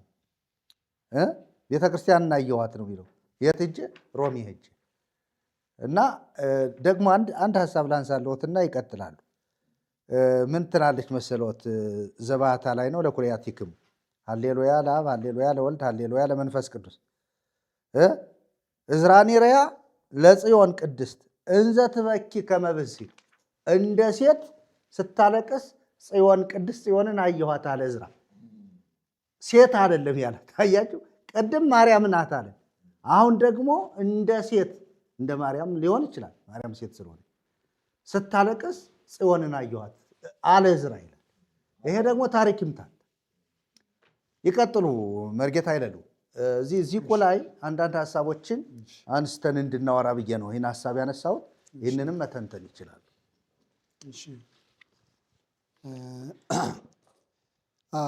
አመሰግናለሁኝ። በተለይ ወደዚህ ቁስ እንመጣ እኔ ደግሞ ሁለት የተምታታ ነገር አይቻለሁ። በጣም የተምታታ ነገር ለምሳሌ አሁን ይሄዳል ጽዮን ምንም እንኳ ማርያም ጽዮን ባትሆንም እነሱ የሚያከብሩት ማርያም ነች ብሎ ነው የሚያከብሩት አይደለ? ማርያም ነች። አሁን ነገር ህዳር 21 ቀን የሚከበረው የማርያም ክብረ በዓል ነው ተብሎ ነው የሚከበረው። ግን ደግሞ እንትኑ ደግሞ ይሄ ሊቃውንቱ የሚሉትን ደግሞ ስንመለከት ደግሞ ከዚህ የተለየ ነው። ከዚህ የተለየ ነው ማለት ከማርያም ጋር የሚገናኝ ነገር የለውም። እኔ በነገራችን ላይ ነገሩ ራሱ የተምታታ ነው። ነገሩ ራሱ የተምታታ ነው። ለምሳሌ ዋዜማው ምን ይላል? ዋዜማው ላይ የመጀመሪያውን ዋዜማውን ላንብና አንዳንድ ሀሳቦችን እዚህ ጋር ግልጽ ማድረግ ያስፈልጋል። በተለይ ይሄ ከተቋም ጋር ተያይዞ የቀረበውን እሱን በደንብ ማብራራት ያስፈልጋልና እሱን ለማሳየት ፈልጌ ነው።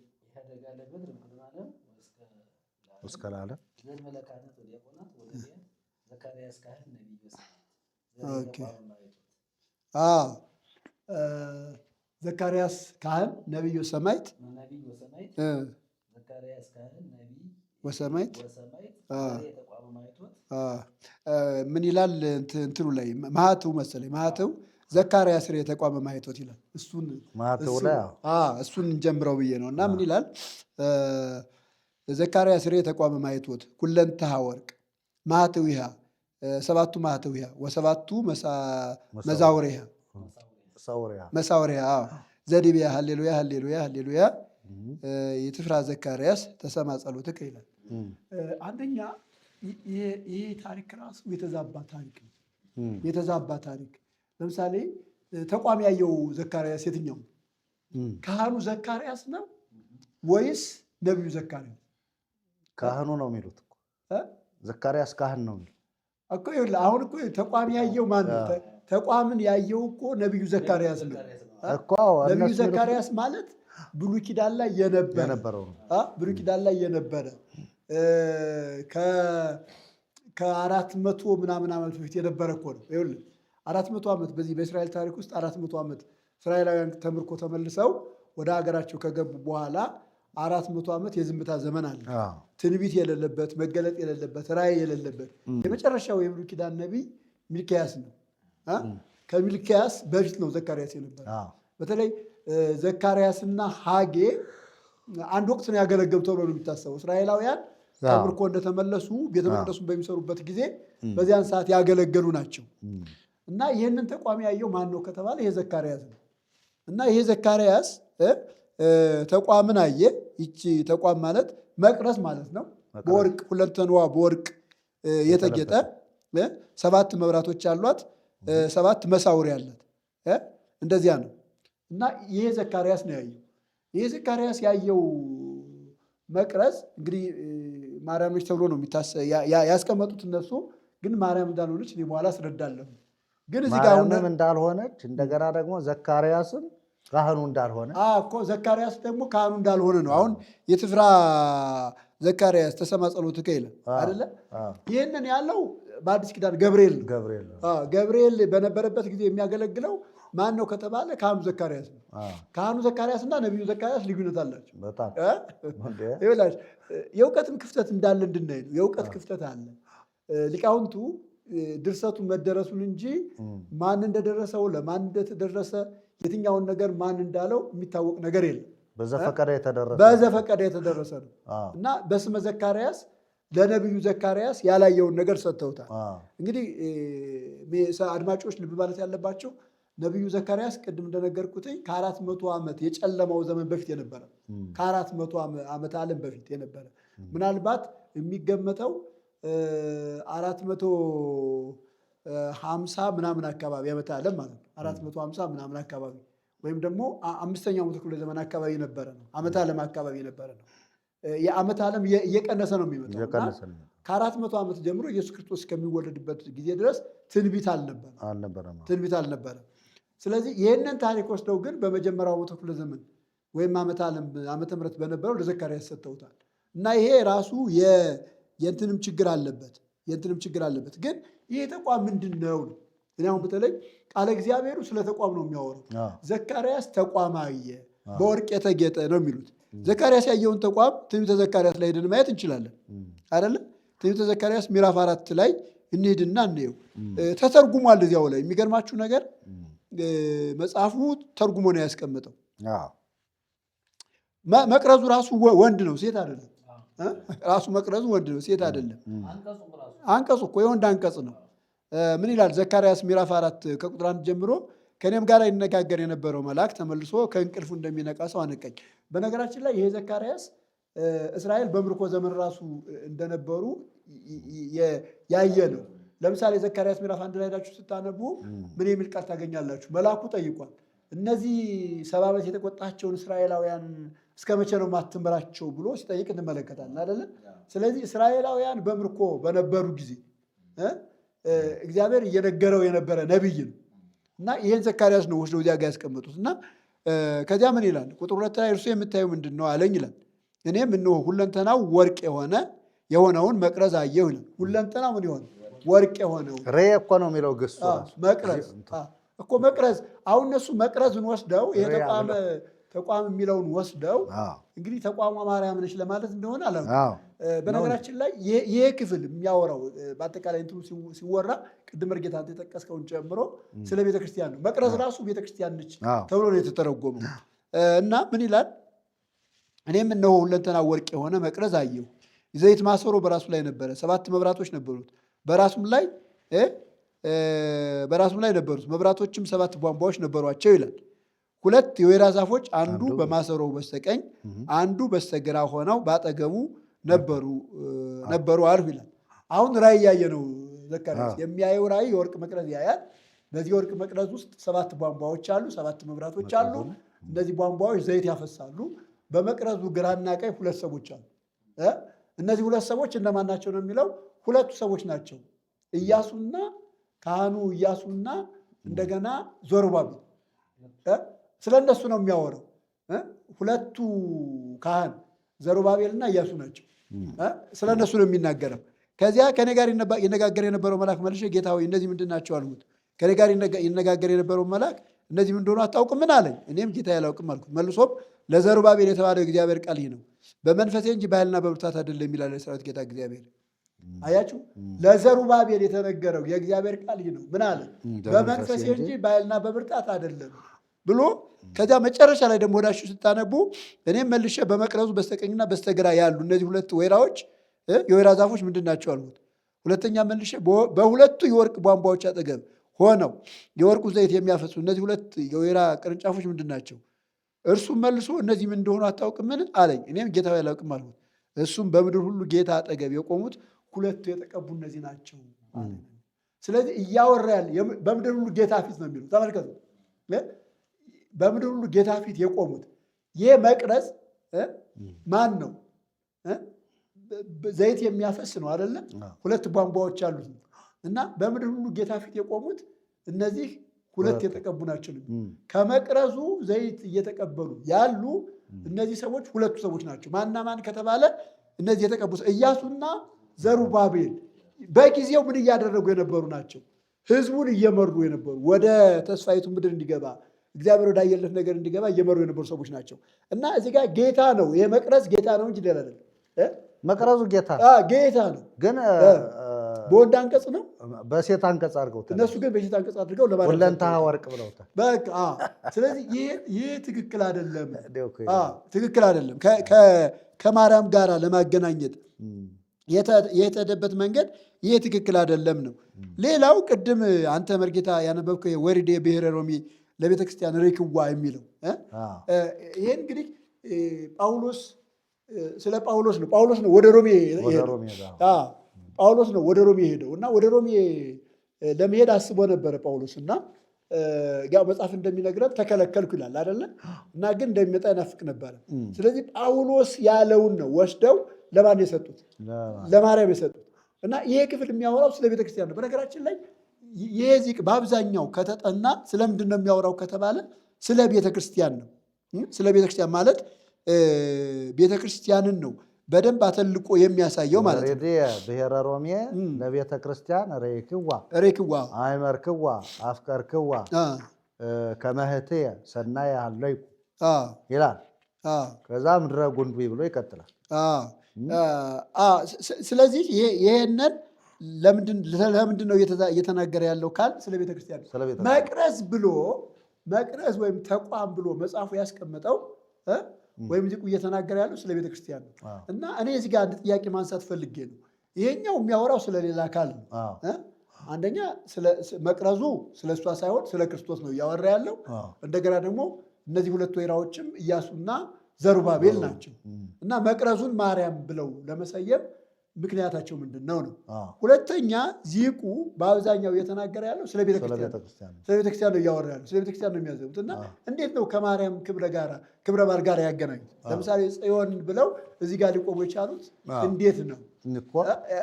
ይህንን የኢትዮጵያ ሊቃውንት ቢመልሱ እኔ ደስ ይለኛል። ወይ ክብረ በዓሉን ክብረ በዓል ዘቤተ ክርስቲያን ወይ እንደዚያ ቢሆን ጥሩ ነው። የቤተክርስቲያን ክብረ በዓል ብለው ቢመልሱት ጥሩ ነው። ይሄ ከሆነ አንድ ህዝቡ እንዲገነዘብ የፈለግኩት ነገር አለ። አሁን ቅድም ባነሳነው ሀሳብ ጽዮን ማርያም እንዳልሆነች ተናገረናል። ጽዮን ማርያም አይደለችም። አንደኛው ሀሳባችን ይሄ ነው። ስለዚህ ይህንን ህዝባችን በደንብ መገንዘብ አለበት። የጽዮን ባህሪ፣ የጽዮን አጠቃላይ ሁኔታ ስንመለከት ማርያምን አይገልጥም። ምክንያቱም ጽዮን አመንዝራ ነች እኮ መጽሐፉ እንደዚህ ይላል። አመንዝራይቱ ጽዮን ይላል። ጽዮን እግዚአብሔር ትቶኛል፣ ጌታ ይረስቶኛል ብላ በጌታ ላይ የምታጉረመርም ጽዮን ጎስቋላ ነች። ጽዮን እግዚአብሔር የተቆጣች ነች። በቁጣዬ ቀስፌ በፍቅር ምሬሻለሁ የሚላት ነች። ስለዚህ ጽዮን ኢየሩሳሌም ሀገሯ እንደሆነች እና ደግሞ ቅድም ባየነው የዳዊት ከተማ እንደገና ሀገሯ እንደገና ደግሞ ምናልባት ወደፊት የምትመጣው ኢየሩሳሌምን ሊያመለክት እንደሚችል አይተናል።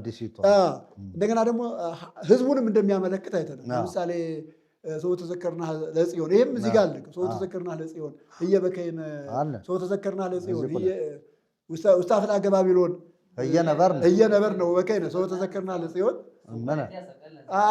እሱ ይህንን ስናስብ ምንድን ነው የሚያሳየን? በባቢሎን ሆነው ጽዮንን ባሰቡ ጊዜ እንዳለቀሱ ነው። እና ስለ የጽዮንን ዝማሬ በባዕድ ምድር እንዲዘምሩልን ጠየቁን። እኛ ግን አንዘምርም። እንዴት የጽዮንን ዝማሬ በባዕድ ምድር እንዘምራለን ብለው እንደተናገሩ እናያለን። እና ህዝቡ ወይም ሀገሪቱን የሚያመለክት ነው። ይሄ ከሆነ ከማርያም ጋር እንደማይያዝ ተነጋግረናል። ሁለተኛው ሀሳብ ደግሞ ያየነው ታቦቱ እንዳልመጠረ ያየነው። ታቦቱን በመረጃ አስደግፈን ተናግረናል። በነገራችን ላይ የታሪክ ማስረጃ አቅርበናል። የዘመን ማስረጃ አቅርበናል። የኢትዮጵያ ቤተክርስቲያን የተረከችው ታሪክ በሙሉ ትክክል እንዳልሆነ አሳይተናል።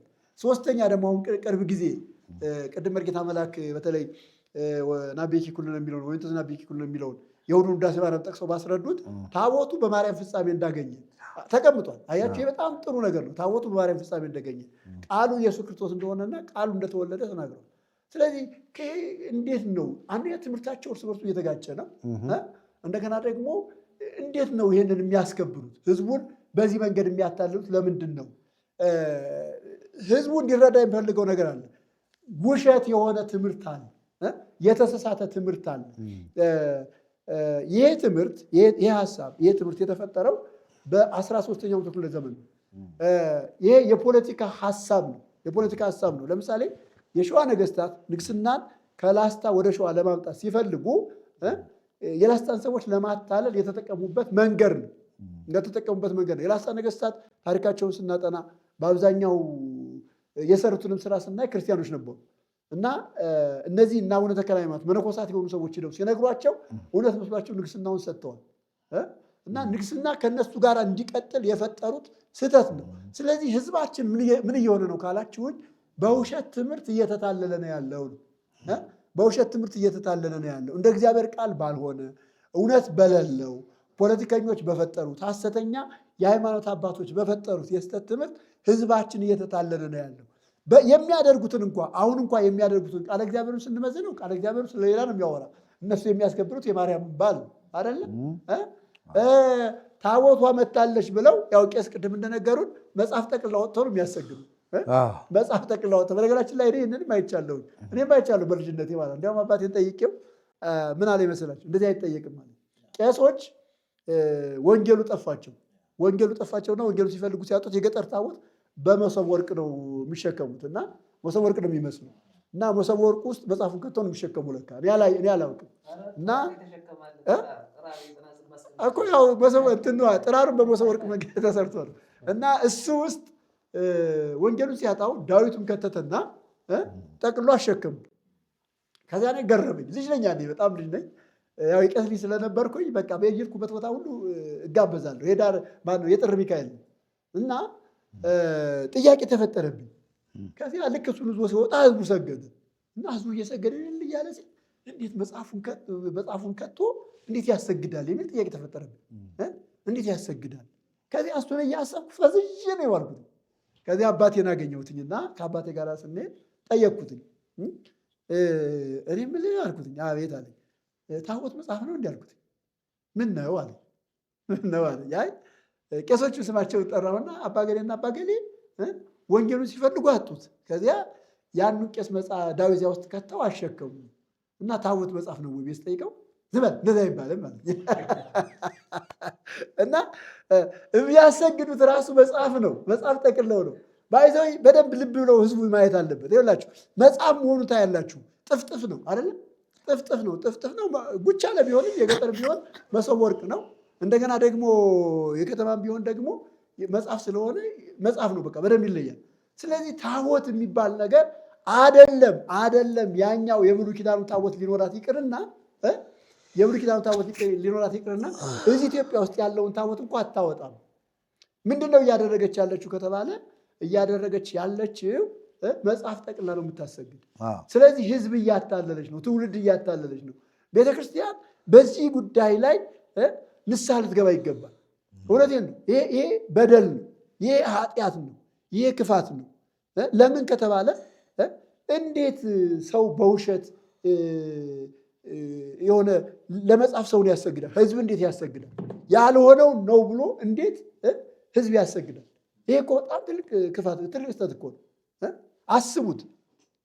ህዝቡ የሚያስበው በትክክል ታቦቱ ወጣ ብሎ ነው የሚያስበው አይደል? ህዝቡ የሚያስበው እንደዚያ ነው። ግን እነሱ ግን እያዩ እያወቁ መጽሐፍ ጠቅለው ነው ህዝቡን የሚያሰግድ። ስለዚህ ህዝቡን እያታለሉ ነው ማለት ነው። ይሄ ዋጋ ያስከፍላል። በነገራችን ላይ በእግዚአብሔር ላይ የሚሰራ አመፅ፣ በእግዚአብሔር ላይ የሚሰራ አመፅ እዚህ ምድር ላይ ምንም ላይመስል ይችላል። ነገር ግን ዋጋ ያስከፍላል፣ ያስጠይቃል። ስለዚህ ካህናቱ ንስሐ መግባት አለባችሁ፣ መመለስ አለባችሁ፣ ከእግዚአብሔር ጋር መታረቅ አለባችሁ። ይህንን ማጭበርበራችሁን፣ ይህንን ማታለላችሁን፣ ይህንን ህዝብን መሸወዳችሁን ማቆም አለባችሁ። እኔ ይህንን ነው የምነግረው ለካህናቱ ማለት ነው። ምዕመናን ደግሞ መንቃት አለባቸው። እኛ የምንነግራችሁ እናንተ እንድታውቁ ነው፣ ሌላ ነገር አይደለም። እንድታውቁ ነው እኮ አይደለ? ይሄ ሁሉ የምናደርገው እናንተ እንድታውቁ፣ እንዴት እየተጫወቱባችሁ እንዳለ፣ እንዴት እያታለሏችሁ እንዳለ፣ እንዴት በውሸት እናንተን ያልሆነ ነገር እያስመለኳችሁ እንዳለ፣ ላልሆነ ነገር እያሰገዷችሁ እንዳለ፣ በቃ የሆነ ነገር በእናንተ ላይ እየሰሩ እንዳለ እንድትገነዘቡ። ስለዚህ እያደረጉት ያሉት ነገር አንደኛ ከእግዚአብሔር ቃል ውጭ ነው። የእግዚአብሔር ቃል በሐዲስ ኪዳን የትኛውም ሰው ለተቀረጸ ነገር ታቦት እንኳ ቢሆን ማለት ነው፣ ታቦት እንኳ ቢሆን ለተቀረጸ ነገር የትኛውም ነገር መስገድ የለበትም። እግዚአብሔር ከልክሏል። ብሉይ ኪዳን ላይ እግዚአብሔር ከሰጠው ሕግጋት አንዱ ምን የሚል ነው? በላይ በሰማይ ካለው በታች በምድር ካለው አይደለም? በምድር የሚሆን በየብስም ይሁን በየትኛውም ቦታ ካለው ማናቸውንም የተቀረጸ ነገር ምን አትበል፣ ለአንተ አታድርግ፣ አታምልካቸው፣ አትስገድላቸው ነው የሚለው። ስለዚህ የመጀመሪያው ነገር የእግዚአብሔርን ሕግ ተላልፈዋል። እግዚአብሔር ያላለውን፣ እግዚአብሔር ያላዘዘውን፣ እግዚአብሔር ያልሰራውን ነገር እያደረጉ ነው ያሉት። እግዚአብሔር በብሉይ ኪዳን አንድ ታቦት ሰጠ። ያ ታቦት እስራኤላውያን ራሱ ሲበተኑ ሌላ ታቦት አልቀረጹ። እስራኤላውያን እኮ በ12 ነገር ተከፋፍለዋል አይደለም? በ12 ነገር ሲከፋፈሉ ሰፋፊ ሀገር ነው የወረሱት። እስራኤል ማለት ዛሬ የምናያት ትንሽ ሀገር አይደለችም። ያን የነበረውን ይሄን መካከለኛው ምስራቅ በሙሉ የያዘች ሀገር ነች። እነ ደማስቆን እነ ይሄ በቃ ሰፊውን ሀገር የያዘች ሀገር ነች። እነ ሊባኖስ ሁሉ የያዘች ሀገር ነች። እና ይህንን ያህል ሲከፋፈሉ ታቦት ቀርጸው እንዲካፈሉ እግዚአብሔር አላዘዘም። አንድ ታቦት ነው የነበረው። ያ ታቦት ኢየሩሳሌም ቤተ መቅደሱ አለበት ቦታ አለ። እዚህ ሄደው እንዲሰግዱ ነው ያደረገው። የኢትዮጵያ ሕዝብ ግን ቁጥሩ የማይታወቅ የኢትዮጵያ ቤተክርስቲያን ግን ቁጥሩ የማይታወቅ ታቦት ቀርጻለች። ለዚያውም ደግሞ በፍጡር ስም ነው። በፍጡር ስም አንዳንዶችን የማናውቃቸው መጽደቃቸውን እንኳን የማናውቅ ለምሳሌ አቡነ ተክለ ሃይማኖት ተጠቅሷል አይደለም? ታቦት አለ አቡነ ተክለ ሃይማኖት። እኔ በመጽደቁ ላይ ራሱ ጥያቄ አለኝ። እውነቴን ነው የምነግራችሁ። ሁልጊዜ ነው የማነሳው። በመጽደቁ ላይ ራሱ ጥያቄ አለኝ። ይሄ ሰውዬ ጦረኛ ነበር። አሁን ያነሳ ነው ይሄ ታቦትን ትምህርት የውሸት ትምህርት የፈጠረው እሱ ነው። ይህንን የውሸት ትምህርት የፈጠረው እሱ ነው። ምክንያቱም የሌለ ነገር ራሱን ወስዶ እሱ እኮ ምን መሰላችሁ የኢየሩሳሌሙ የአዛርያስ የሊቀ ካህናቱ ዘር እኮ ነው። ራሱ እንደዚህ አድርጎ የቤተ ክህነቱን ስልጣን ወሰደ። የአጎቱ ልጅ ደግሞ የአክስቱ ልጅ ደግሞ ምኒልክን ምን አደረገው? የሰሎሞን ዘር አድርጎ ስልጣኑን ያዘ። ይህን ያህል ደባ የሰራ ሰው ነው እና ይህ ሰው ይጸድቃል ብዬ አላስብም። ክርስቶስን አላመነም፣ ንስሐ አልገባም። እግሩ ራሱ የተቆረጠው በጦርነት ነው የሚባለው። በነገራችን ላይ አንዳንዶቹ የኢትዮጵያ ካህናት በጸሎት ተቆረጠ ምናምን እያሉ ይዋሻሉ እንጂ የላስታ ገበሬዎች ናቸው ቆረጡት ነው የሚባለው። ጦርነትም ነበረ። ይሄ ሐሰተኛ ስብከት ብቻ ሳይሆን ጦርነትም ነበረ። አንዳንድ ጊዜ ይዋጋሉ፣ አንዳንድ ጊዜ ደግሞ በስብከት ሰዎችን ለማሳመን ስራ ይሰራሉ እና እግሩ ራሱ የተቆረጠው በጦርነት ነው የሚባለው። ስለዚህ ይህን ያህል የተዋጋ ሰው ነው። ይህን ሰው ነው ቤተክርስቲያን ጻድቅ ብላ የምታስቀምጠው። ለቤተክርስቲያን ውለታ ሊኖረው ይችላል። ውለታ አለው ለቤተክርስቲያን ማለት ነው። ምንድነው የሰራው? ያው ንግስናውን ተዋግቶ ስላስመጣ ለዚያ ወሮታ ማለት ነው። ለዚያ ወሮታ ቤተ መንግስቱ ሲሶ ስልጣን ሰጥቶታል። ሲሶ ስልጣን እና ከመንግስት የሆነ ነገር ያገኝ ነበር እና በዚህ ያልጸደቀ ንስሐ አልገባም፣ ወደ እግዚአብሔር አልተመለሰም። እንደዚያ እንደሆነ ነው የሞተው። ስለዚህ ያልጸደቀ ሰው ሁሉ ታቦት ቀርጻ ነው ቤተክርስቲያን የምታሰግዳችሁ የምታስመልጋችሁ። ስለዚህ ይህንን ነገር አውቃችሁ ራሳችሁን ከዚህ ከተሳተ ትምህርት ጠብቁ ነው የምንለው። ጠብቁ በቃ። የሚያስብላችሁ ካህን የለም። እንደሚያስብላቸው ነው የሚያስቡት። የሚያስብላቸው ካህን የለም። እነሱ ሆዳቸው ነው። ኢቭን ይኸውልህ ሳያውቁ እንኳ እስካሁን ቀጥለው ከሆነ እኛ እየነገርናቸው ነው ስህተት እንደሆነ። ኢቭን እንዲያው እንቶ ሌላው ነገር እንቶ መጽሐፍ ጠቅልለው እንዴት ህዝብ ያሰግዳሉ? እውነተኞች ቢሆኑ ማለት ነው። ይሄ እኮ አንድ ነገር እኮ እንዴ! ይህንንማ ማድረግ የለብንም መጽሐፍ ጠቅልለን ሰው ማሰገድ የለብንም እኮ ማለት አለባቸው። እነሱ ራሳቸው እንኳ የሚሰሩትን ነገር መቃወም አይችሉም። ለምንድን ነው ከተባለ ኑሯቸው በዚህ ላይ ስለተመሰረተ መኖሪያቸው ስለሆነ። ስለዚህ መኖሪያ አድርገዋቸዋል። በእናንተ ስም በእናንተ ነው የሚኖሩት። የሆነ ነገር እየሰበኩ ይሄ ትምህርት አያድናችሁም። ይሄ ትምህርት ሲሆን ነው የሚከታችሁ። ይሄ ትምህርት የውሸት ትምህርት የአጋንንት ትምህርት ነው። በነገራችን ላይ መጽሐፍ ምን ይላል? አንዳንዶች ይላል በብላተኞች የተፈጠረውን የአጋንንት ትምህርት እያዳመጡ ሃይማኖትን ይክዳሉ ይላል አይደለ? እንደዚህ እኮ ነው። ከትክክለኛው የወንጌል ትምህርት ከትክክለኛው የእግዚአብሔር ሐሳብ ከትክክለኛው ቃል ወጥተው ሰዎች የተሳሳተ ትምህርት የሚያስተምሩ ከሆነ ይሄ ትምህርት የማን ትምህርት ነው? የአጋንንት ትምህርት ነው። እና ከዚህ ራሳችሁ እንድታላቅቁ ለምዕመናን መናገር እንፈልጋለን። ሌላው ሶስተኛው ሐሳብ የምናገረው እኔ ነገ ኅዳር 21 ቀን ማርያም ትከበራለች ብላችሁ አትሞኙ። አክሱም ድረስ ለመሄድ ያሰባችሁ ሰዎች ካላችሁ አትድከሙ። እዚያ ምንም የለም። የቤተክርስቲያኑን አሰራር ጎብኝተው ለመምጣት ከፈለጉ ይችላሉ። የታሪካዊ ቦታ ጎብኝተው ለመምጣት ከፈለጉ ይችላሉ። ከዚያ ውጭ ግን እዚያ ታቦተ ጽዮን አለ ብላችሁ አትድከሙ። ታቦተ ጽዮን ኢትዮጵያ ውስጥ እንዳልመጣ እርግጠኛ የሆነ ነገር ነግራችኋል። አንድ ነገር ልንገራችሁ፣ በጣም የሚገርም ነገር። ታቦተ ጽዮን ወይም የእስራኤል ታቦት ኢትዮጵያ ውስጥ እንዳለ ብታውቁ እስራኤል አንድ ቀን አታሳድረው፣ አንድ ቀን አታሳድረው። እኛ እንኳ ሰው ሁነን ከሰን እኮ ቅርስ አምጥተናል ከውጭ አይደለም። የመድኃኒዓለም ታቦት መጣ እየተባለ ነበረ። የዘራ ብሩክ ገድል በብራና መጣ ተብሎ እየተሸበሸ እኮ ይኸውልህ በቃ እንደዚያ እየተባለ ነው። ድንጋይ እንኳን አምጥተናል። ሐውልት ትክክለኛ ታሪክ ነው ቄስ የተናገረው ታስታውሳላችሁ። በእነመለስ ዘመን ሐውልት ከሮም አስጭነው አምጥተው ወስደው አክሱም ተክለው። እንግዲህ እስራኤል እንዴት ነው ከእግዚአብሔር የተቀበለችው ለእኛ ዝም ብላ የምትተው? ስለዚህ አትሽወዱ፣ እኛ ጋር ምንም ነገር የለም። ይህንን ለማለት ነው። ተባልኩ። መርጌታ ኃይለ ልዑል ሰፊ ማብራሪያ ነው የሰጡ። ሰፊ ያልኩት ከጊዜያችን አንጻር እንጂ ተነግሮ ያልቅ የቤተ ክርስቲያኒቱ ስህተት ተናግረነው ማንጨርሰው ስተት ነው ያላት እና እስኪ እንግዲህ ለአሁኑ እዚህ እንደዚህ አሳጥረን እናስረዳቸውና ለሚቀጥለው ደግሞ በሰፊው እናወራበታለን። ይህ ጉዳይ ዝም የምንለው ጉዳይ አይደለም። ምክንያቱም ህዝቡ ወደ እግዚአብሔር መንግስት ዘወር እስኪል ድረስ እኛ ጩኸታችንን አናቋርጥም እና ቀሲስ ደግሞ እንግዲህ እስኪ ማጠቃለያ ሀሳብ። በጣም እሺ፣ ወደ ማጠቃለያው ስንመጣ እንግዲህ የታሪኩን ይዘት ምንጩን፣ ሀሳቡን ተመልካቾች፣ አድማጮች እንዲረዱት በተለይ ደግሞ የኢትዮጵያ ህዝብ በምን አይነት ትርክት ውስጥ እንዳለ ማወቅ ስለሚገባው ነው። በህዳር 21 እንግዲህ ታቦተ ጽዮን ትነግሳለች የሚለውን ሐሳብ አስምረን እንድናወራበት የተፈለገው ምንድን ነው? የምትከብረው ታቦተ ጽዮን የሚል የለም። አንደኛው ሊሰመርበት የሚገባ ጉዳይ ነው። የለም፣ በኢትዮጵያ ውስጥ ታቦተ ጽዮን የሚል የለም። ይህ ብቻ አይደለም። በኢትዮጵያ ብቻ ሳይሆን በመጽሐፍ ቅዱስም ታቦት የሚለውን ጽላት የሚለውን መነሻውን መድረሻውን መቼ ፍጻሜ እንዳገኘ በደንብ መጽሐፍ ቅዱስ ይተርክልናል። ያንንም ሐሳብ በሚገባ አስተላልፈናል። ነገር ግን በዕለቱ በጽዮን ወይም ደግሞ በአክሱም ከተማ ጽዮን ትከብራለች ከተባለ ጽዮን የምትነግስ ጽዮን የምትከበር ከሆነ ያ ታቦተ ጽዮን የሚባለው ይወጣል ወይ? እስከ ዛሬ ድረስ እንግዲህ እየተከበረ ነው። እየተከበረች ከሆነ ለመንግስት ትወጣለች ወይ? ያንን ስርዓት የሚፈጽሙ ካህናት ይዘዋት ይወጣሉ ወይ? እንደ ሌሎቹ ጽላት እንደ ሌሎቹ ታቦታት ወጥታ ከተማውንም ይሁን አካባቢውን ባርካ ትገባለች ወይ ቢባል የለም፣ አትወጣ። የማትወጣበት ምክንያት ለምንድን ነው ስንል ውሸት እንደሆነ ማሳየው ይህ ነው። የምትከበርበት ዕለት ታቦት ወጥቶ ሳይሆን ሌላ ጽላት ሌላ የውሸት የተሰራው ነው ወጣ የሚባለው። ብትኖር ኖሮ ወጥታ ህዝቡን ባርካ ትገባ ነበር። የውሸት መሆኑ ደግሞ ከአይሁድ ከሆነ ውጭ ሌላ ካህን አያያትም የሚለው ሽፋን መስጫ የተሰራላት ምንድነው?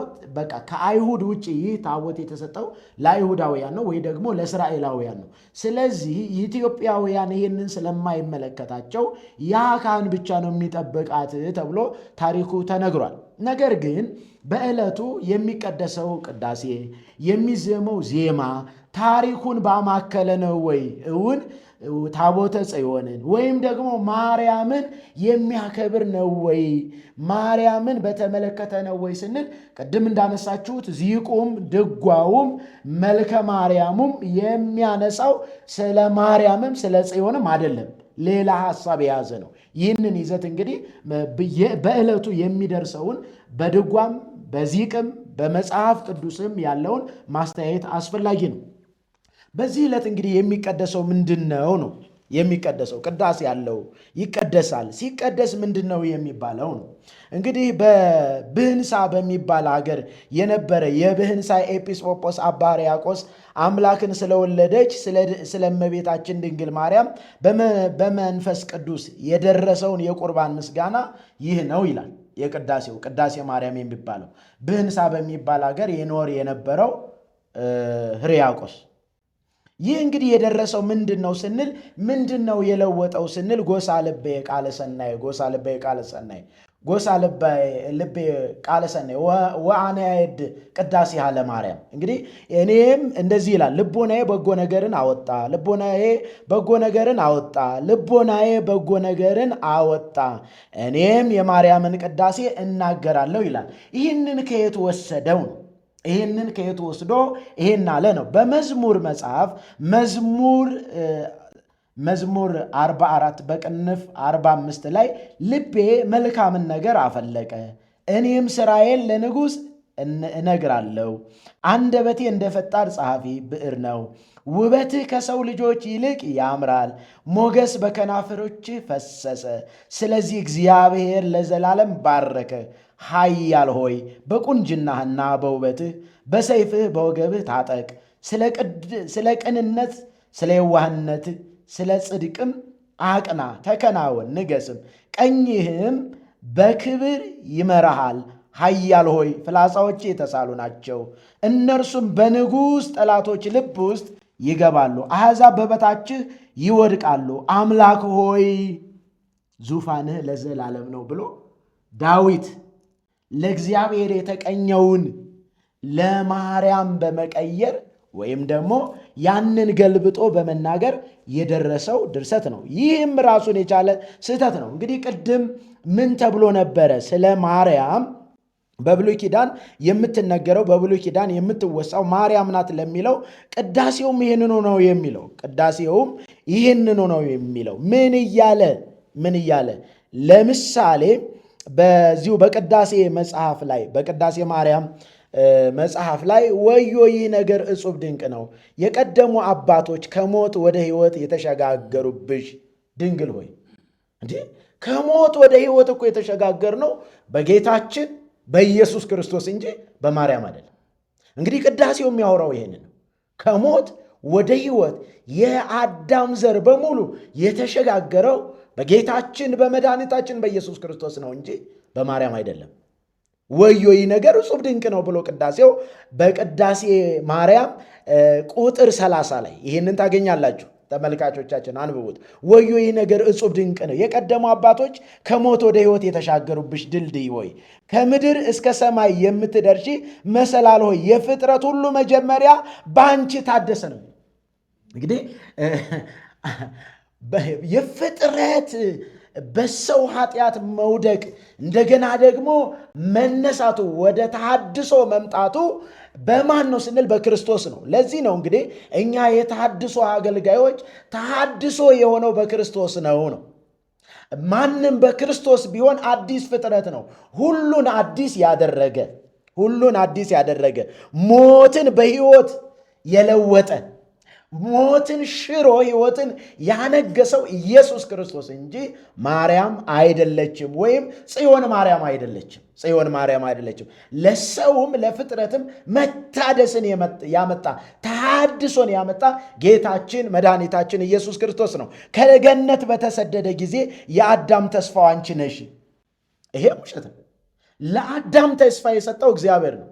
ለአዳም ተስፋ የሰጠው ዘፍጥረት 3ን ማንበብ አስፈላጊ ነው። ከዚህ ጋር አነጻጽሮ የሄኖክም ሰራዊቱ ከክፉ ጥፋት የዳነባት የኖህ መርከብ የሴት ቡራኬው እድል ፈንታው አንቺ ነሽ ይላል። እንግዲህ ይህንን ተመልከቱ። እውን የኖህ መርከብ ማርያም ሳትሆን ኢየሱስ ክርስቶስ። የኖህ መርከብ ኖህ ከጣፋት የዳነባት ማርያም አይደለች።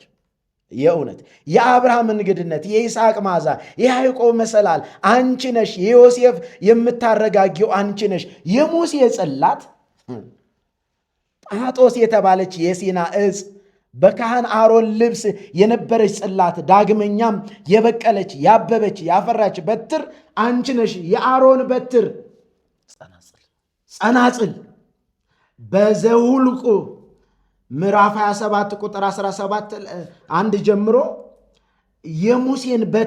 ሙሴን እግዚአብሔር ያዘዘዋል። ከእስራኤል ነገድ ሁሉ በትራቸውን ሰብስብ። እግዚአብሔር የመረጠው ሰው በትር በመገናኛው ድንኳን አስቀምጥ። ከዛ እግዚአብሔር የመረጠው ሰው በትሩ ትለመልማለች፣ ታፈራለች፣ ታብባለች ተብሎ የተነገረው ሌላ ነው። ነገር ግን ይሄንን ወስዶ ለማርያም መስጠት ራሱን የቻለ ሌላ ማምታታት ነው። ይሄ ማምታታት ነው። ታሪክንም እውነት የሆነውን ማዘበራረቅ፣ ማመሰቃቀል ተገቢ አይደለም። በኢትዮጵያ የሚደረገው እንግዲህ ይህ ነው። ይህን ታዲያ የኢያሱ የምስክሩ ሐውልት፣ የጌዲዮን ጸምር፣ የሳሙኤል ሽቶ ሙዳይና የዘይት ቀንድ አንቺ ነሽ። የተመካባት የእሴይ ስር፣ የአሚናዳብ ሰረገላ፣ የዳዊት መሰንቆ፣ የሰሎሞን አክሊል አንቺ ነሽ። የታጠረች ተክል፣ የተዘጋጀች የውሃ ጉድጓድ አንቺ ነሽ የሚለው ይህ ሁሉ እንግዲህ መጽሐፍ ቅዱሳዊ አይደለም፣ ሰዋዊ ድርሰት። ወፈዋሲ ተቁስሎ ለናሆም ይላል። ዋው ብዙ ነው እንግዲህ ቅድም ብለናል እኮ ምርዋጥ እኮ ነው። አሁን ኦሪት በሙሉ እኮ ማርያም ናት። ኦሪት ራሷ ማርያም ናት እንጂ ለምሳሌ ኦሪት ስንል ብሉይ ኪዳን ነው። አጠቃላይ ብሉይ ኪዳን በሙሉ በማርያም የተለወጠ ነው። እንግዲህ የኢትዮጵያ ኦርቶዶክስ ተዋሕዶ ቤተክርስቲያን ቅድም ብያቸዋለሁ። አንድ ላሰምርበት የምፈልገው ምንድን ነው? የምትፈጽመው ስርዓት ብሉይ ኪዳንን ማርያም አድርጋ ብሉይ ኪዳንን ማርያም አድርጋ የብሉይ ኪዳንን ስርዓት የምትፈጽም ናት። ክርስትና በኢትዮጵያ መጥቷል። ክርስትና ወደ ኢትዮጵያ ገብቷል። የገባቸው የተረዱት ክርስትናን ተቀብለው ክርስትናን ለትውልድ አስተላልፈዋል። በኢትዮጵያ ያሉ ሊቃውንትም አባቶችም ቤተ ክርስቲያኗ ውስጥ ሆነው እያማጡ ምጥ ይዟቸው ጭንቅ ይዟቸው ትውልዱን እንዴት እናስረዳ እንዴት እንግለጽ ብለው ታድሶን በቤተ ክርስቲያኗ ውስጥ አድሶ እንዲመጣ የእውነተኛው ክርስቶስ እንዲሰበክ ብዙ የጣሩ ብዙ ዋጋ የከፈሉ በቤተ ክርስቲያኗ ውስጥ ጳጳሳት፣ ሊቃውንት፣ አባቶች አሉ በኢትዮጵያ ውስጥ። እነዚህ ግን ታፍነው በዚህ በውሸት ድርሰትና በውሸት ትርክት ተይዘው እውነታው እንዳይገለጥ ታፍነው የሞቱ ብዙዎች ናቸው። ታፍነው ብዙ ግፍ የደረሰባቸው ብዙዎች ናቸው። ለምሳሌ እንደነ ደቂቀ እስጢፋኖስ የተረሸኑ የተገደሉ ብዙዎች ናቸው። ለምን ስንል እውነት እንዳይገለጥ። ግን እውነት ምንም ቢዘገይ ምንም የውሸት ክምር ቢኖር የውሸት ተራራ ቢኖር መገለጡ አይቀርም። ስለዚህ በኢትዮጵያ እየተፈጸመ ያለው በኢትዮጵያ ኦርቶዶክስ ተዋሕዶ ቤተክርስቲያን ክርስትናን ባማሰለ በተለይም ደግሞ በተለያየ ሴሪሞኒ በተሸፈነ ነገር የሚሰራው ከእግዚአብሔር ሕዝቡን የሚነጥል የሚያስክድ ነው። ታቦተ ጽዮን በኢትዮጵያ ብትኖር ለምን ወጥታ አካባቢውን ከተማውን አልባረከችም? እስቲ ምዕመናን ይሄንን ጠይቁ። ለምን ስንል ታቦታት ይወጣሉ ይባርካሉ ተብሎ ይታሰባል አይደል? ይሄም ውሸት። የሚባርክ እግዚአብሔር እንጂ ታቦት አይደለም። ምክንያቱም ታቦት ግዑዝ ነው። ግዑዝ የሆነው ነገር አይባርክም። የሚባርክ የሚቀድስ የሚለውጥ ክርስቶስ ኢየሱስ ተገልጧል። እውነተኛ የሆነው አምላክ እውነትም መንገድም ሕይወትም እኔ ነኝ፣ ከእኔ በቀር ወደ አብ የሚመጣ የለም ብሎ በግልጥ የተናገረው ጌታችን መድኃኒታችን ኢየሱስ ክርስቶስ ብቻ እንጂ ይህ ለማርያም እየተሰጠ ያለው ምስጋና ለማርያም እየተደረገ ያለው አሁን ህዝቡ ተጉዞ እዛ የሚንከራተተው አንዴ ኩክ የለሽ፣ አንዴ ወይ ብላ፣ አንዴ ደግሞ ጅብ አስራ፣ አንዴ ደርስ የስሟ እንግዲህ ይሄ ሁሉ ስውሯ ደግሞ በዚህ ዘመን ደግሞ ስውሯ እግዚኦ የሚያሰኝ ነው። ይህ ለህዝቡ የእውነቴን ነው የምላችሁ። ምክንያቱም ለምን ስንል አንድ ህዝቡ ተንከራቶ ይመለሳል እንጂ ምንም ያመጣው ለውጥ የለም። ይህ የውሸት ትርክት ከትውልዱ ጫንቃ ላይ ያበቃ ዘንድ ይገባል። ታድሶ ያስፈልጋል። መታደስም የዘላለም ሕይወትም ያለው በክርስቶስ ኢየሱስ ነው። ተመልካቾቻችን፣ የምንወዳችሁ የምናከብራችሁ ጳጳሳት፣ ሊቃነ ጳጳሳት፣ ሊቃውንት፣ ጓደኞቻችን፣ ወንድሞቻችን የሆናችሁ እውነቱን በመሸፈን ሌላ ተረታ ተረት በማውራት ጊዜ ባትፈጁ፣ ክርስቶስ ኢየሱስ ይመጣል እመጣለሁ እንዳለ ይመጣልና በሚመጣበት ጊዜ ከማፈር ይልቅ ወየው መግቢያ አጣሁ ከማለት ይልቅ አሁኑኑ በንስሐ ብትመለሱ ወደ ንስሐ ጥሪያችንን ለእናንተ እኛ ተሐድሶዋውያን የእግዚአብሔርን ሐሳብ የእግዚአብሔርን ፈቃድ በመረዳት እውነቱን በማወቅ እውነትን በማወቅ እውነት አርነት ያወጣችኋል ተብሎ እንደተጻፈ ወደ እውነቱ ዘወር ትሉ ዘንድ በጌታችን በኢየሱስ ክርስቶስ ፍቅር እናሳስባችኋለን። ጸጋና ሰላም ይብዛላችሁ። እንግዲህ ቀሲስ እግዚአብሔር ይባርኮት። ጥሩ ማስጠንቀቂያና ማሳሰቢያ ነው ለሕዝቡ የተናገሩት። በጣም ጥሩ ሀሳብ ነው። እንዲያውም ቅዳሴ ማርያሙን በደንብ ነው የቀደሱልን። እሱ ሰማ ነው እንግዲህ ቃለ ሕይወት ያሰማልን አለንም በዚህ ጉዳይ ምክንያቱም ለውጠውብናል እና እግዚአብሔር ይባርኮት። መርጌታ መላክ ማጠቃላይ ሀሳብ እናገሩና እንጨርሳለን። ጥሩ እንግዲህ ብዙ መልእክት በወንድሞች በኩል እየተብራራ በተለይ መጽሐፍ ቅዱስንና ሌሎች መጻሕፍቶችን በማነጻጸር እግዚአብሔር በዘመኑ በጊዜው እግዚአብሔር ይጠቀምባቸው በነበሩት ሰዎች በኩል እግዚአብሔር በብሉይ ኪዳን የተናገረውን በአዲስ ኪዳንም የተናገረውን ስለ ታቦት፣ ስለ ጽላት፣ ስለ ቤተ መቅደስ ግልጽ በሆነ መንገድ መጽሐፍ ቅዱሳዊ የሆነውን ትምህርትና ከመጽሐፍ ቅዱስ ውጭ የሆነውን ትምህርት በንጽጽር ብዙ ሀሳቦች ወደ እናንተ ቀርበዋል። ብዙ ነገሮችን መረዳት እንግዲህ ይቻላል።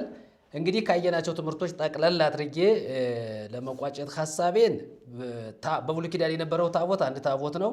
የእንጨት ታቦት ነው፣ ከግራር እንጨት የተጠረበ። ጽላት የሚባለው ከድንጋይ የተጠረበ 10ቱ ትእዛዛት የተጻፈበት። በብሉይ ኪዳን አንድ ታቦት ሁለት ጽላት እንደነበረ ግልጽ በሆነ መንገድ ቅድም ወንድሞች አስቀምጠዋል። ወደ አዲስ ኪዳን ስንመጣ የሰው ልብ ራሱ ጽላት መሆኑን ይናገራል። ታቦቱ ራሱ ሰው የመንፈስ ቅዱስ ማደሪያ መሆኑን እንግዲህ በጳውሎስ መልእክት ውስጥ ማየት እንችላለን። በአዲስ ኪዳንና በብሉይ ኪዳን ዘመን ታቦትና ጽላትና ታቦት የሚለው ሀሳብ በልዩነት የተቀመጠ መሆኑን፣ በአዲስ ኪዳን እግዚአብሔር ታቦት የሚል ነገር የለውም። የአዲስ ኪዳን ታቦቱ ራሱ ሰው ነው፣ ጽላቱም የሰው ልብ መሆኑን ግልጽ በሆነ መንገድ ያስቀምጠናል። ስለዚህ ወደ ኢትዮጵያ ቤተክርስቲያንም ስንመጣ ብዙ ስፍር ቁጥር የሌላቸው ታቦታቶች አሉ። እነሱ ታቦታት እንግዲህ በደንብ አድርጋችሁ እንድታዩ እንድትመለከቱ፣ ነገሮችን በጽሞና በሰከነ መንፈስ ከእግዚአብሔር ቃል በመረዳት እውነትን በመያዝ ለእውነት በመወገድ እውነት የሆነውን ነገር ይዛችሁ እንድትቀጥሉ ነፍሳችሁን እንድታድኑ መልእክታችንን በአጭር እናስተላልፋለን ማለት ነው። ስለ ታቦት ስለ ኢትዮጵያ ታቦት ስንመጣ እንዲያው የኢትዮጵያ ሕዝብ መጠንቀቅ ያለበት በጣም በምናቤ ቁጭ ብዬ ወይም ደግሞ ቁጭ ብለን እንዲህ ስንናገር የምናስበው የኢትዮጵያ ሕዝብ እጅግ የሚያሳዝን ነው። እጅግ የሚያሳዝነው ከምን የተነሳ ነው ሐዘኔታው ብለን ስንናገር፣ አንደኛ ድግምት የተደገመበት ታቦት፣ አስማት የተሰራበት ታቦት፣ ጠልሰም የተጠለሰመበት ታቦት፣ መተት፣ ልዩ ልዩ ህዝብ አግዝ መንድግ የተጻፈበትን ታቦት ህዝብ በአደባባይ ሆ ብሎ ማክበሩ ይሄ ከአጋንንት መሆኑን እንድትረዱ እንጠይቃለን። ከታቦት ታቦት በልጦ ከታቦት ታቦት በልጦ ለምን ይነግሳል ብላችሁ እንድትጠይቁ መልእክት አለን። ጠይቁ። ለምሳሌ አንዳንድ ታቦታት ህዝብ ከባህር ማዶ ተሻግሮ መጥቶ የሚያከብራቸው ታቦታት አሉ። ብዙ ስለት የሚገባበት ታቦት፣ ብዙ ምጽዋት የሚደረግለት ታቦት፣ ብዙ ስጦታ የሚሰጠው ታቦት፣ የጆሮ ወርቅ፣ የአንገት የወርቅ ሐብል ሳይቀር፣ የእጅ የጣት ቀለበት ሳይቀር ለታቦት ስለት የሚያስገቡ ያላቸው ንብረት ሀብት በሙሉ ለምንድን ነው ለታቦት ያን ያህል የሚሰጡ ብላችሁ? አንዳንዱ ታቦት ህዝብ አግዝ ህዝብ የሚሰበሰብ ከአራቱ ማቅጣጫ ህዝብ አግዝ የተባለ መንድግ የተባለ አስማት በላዩ ላይ ስለሚጻፍበት ይሄ ህዝብ አግዝ የተባለው መንድግ ህዝቡን እንደው እያነሆለለ የሚሰበስብ እያነሆለለ ማለት ነው። መፍሰፋ ቀር እንደተደገመባት ሴት እየተከተለ ሆ ብሎ የንብ አውራው እንደተነካ ቀፎ የሚሄድ አለ ማለት ነው። ስለዚህ ህዝቡ ከተለያየ አቅጣጫ እንዲህ አይነት መንገድ ሩቅ ስፍራ እየሄደ የሚያመልክበት ሩቅ ስፍራ እየሄደ የሚመል አንዳንዱ ሳያውቅ ዝም ብሎ ነሁሎ ፈዞ የጣቱን የወርቅ ቀለበት አውጥቶ የሚሰጥ የአንገቱን የወርቅ ሐብል የሚሰጥ የጆሮ ጌጣቸው ሴቶች የሚሰጡ አለ።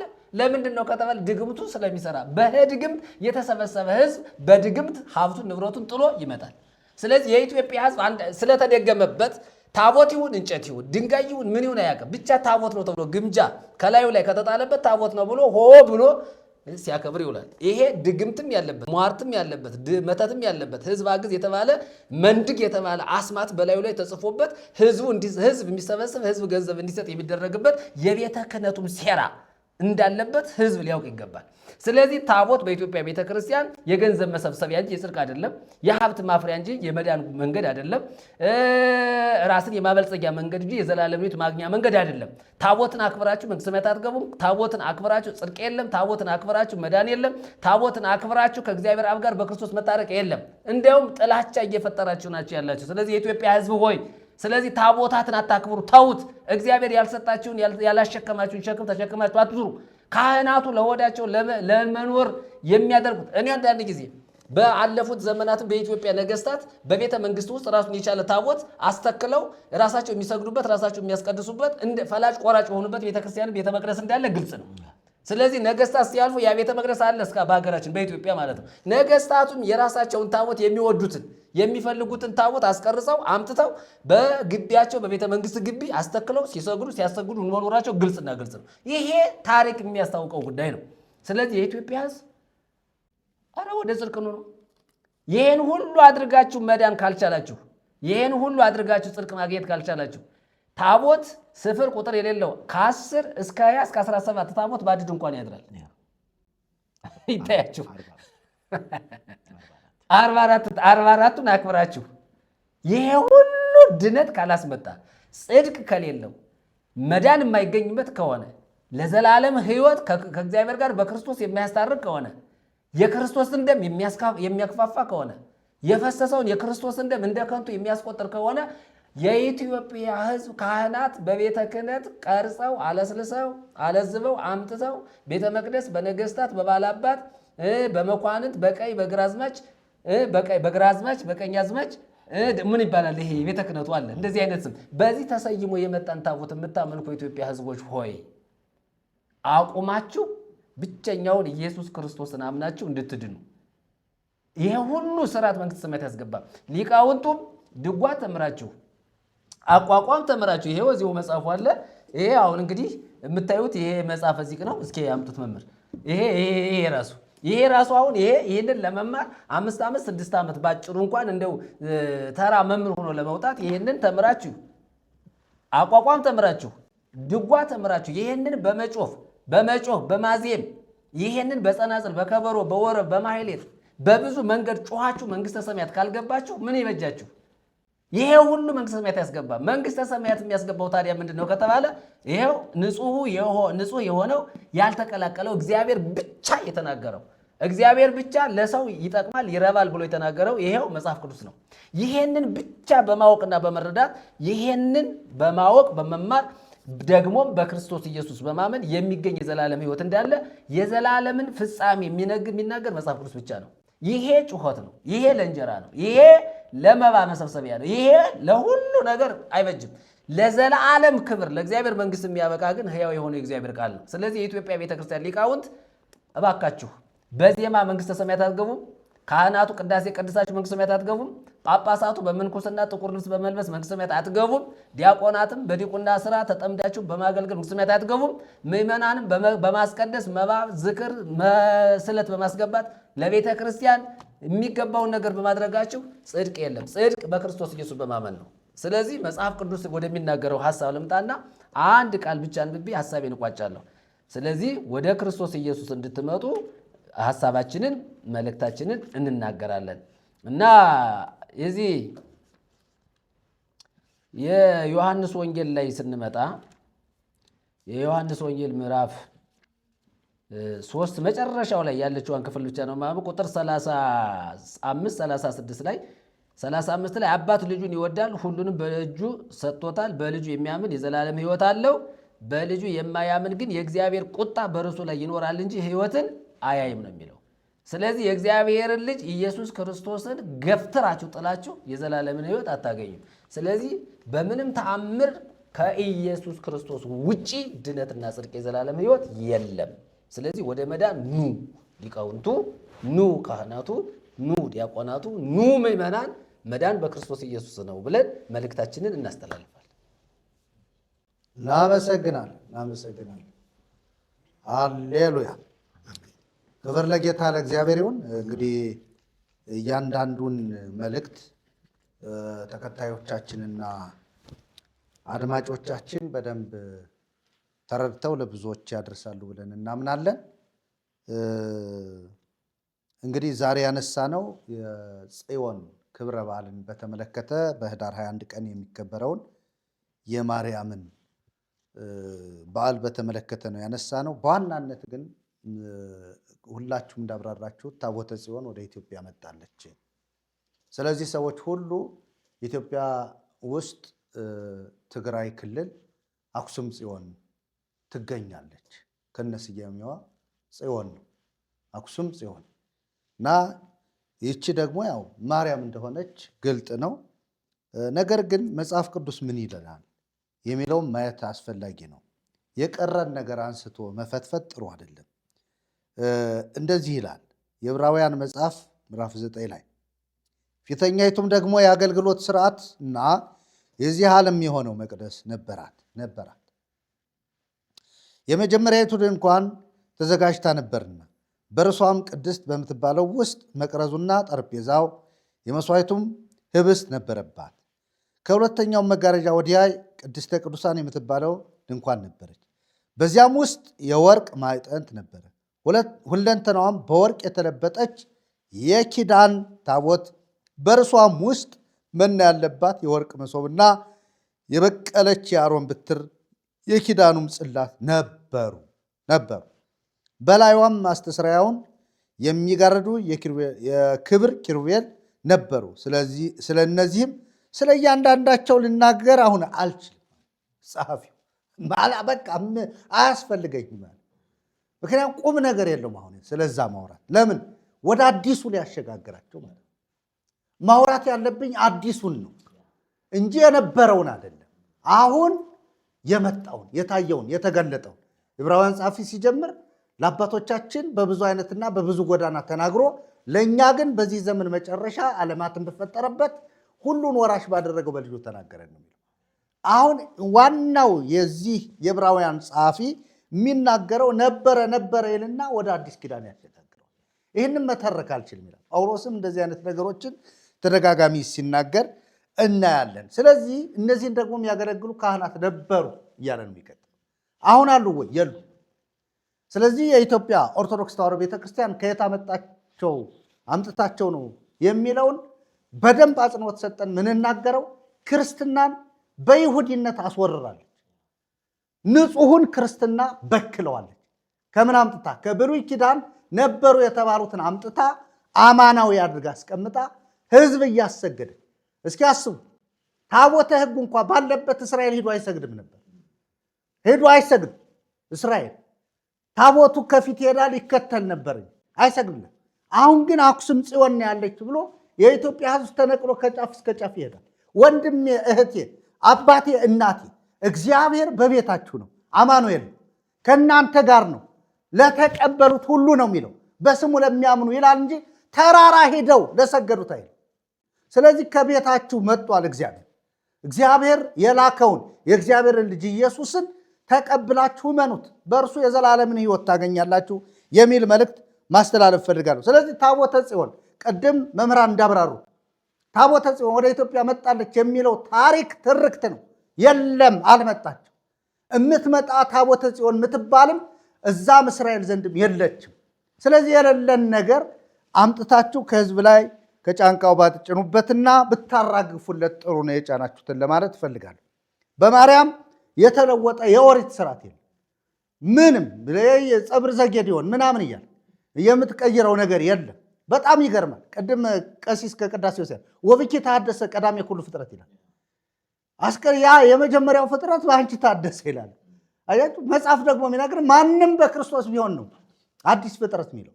ስለዚህ በክርስቶስ መሆን ነው ታድሶ ወይም መታደስ የሚቻለው እንጂ በማርያም የታደሰ ፍጥረት የለም። ማርያም ራሷ የታደሰች ናት። የአዲስ ኪዳን ድነት ያስፈልጋት፣ ታድሶ ያስፈልጋት፣ የእግዚአብሔር ልጅነት አምና የተቀበለች እንደሆነች መጽሐፍ ቅዱሳችን በደንብ ያስረዳና ማለት ነው። ስለዚህ ቅድም እያንዳንዳችን ስናነበው ከነበረው ታሪክ ካየ ነው መርጌታ ኃይለ ልዑል ካነበቡት፣ መርጌታ መላክ ካነበቡት፣ ቀሲስ መርሐ ጽድቅ ካነበቡት የቤተ ክርስቲያን ታሪክ አንጻር ስለ ታቦተ ጽዮን ሲነሳ የነበረው እኔ ዝም ብዬ ሳይ የነበረው የታሪክ ተፋልሷል። ታሪክን እንዳል ዶጋመድ ነው ያደረገው። አንዱ እንደዚህ ይላል፣ አንዱ እንደዚህ ይላል። ይህንን ሊቃውንት ነን የምትሉ ሰዎች ግቡና መልስ ስጡበት።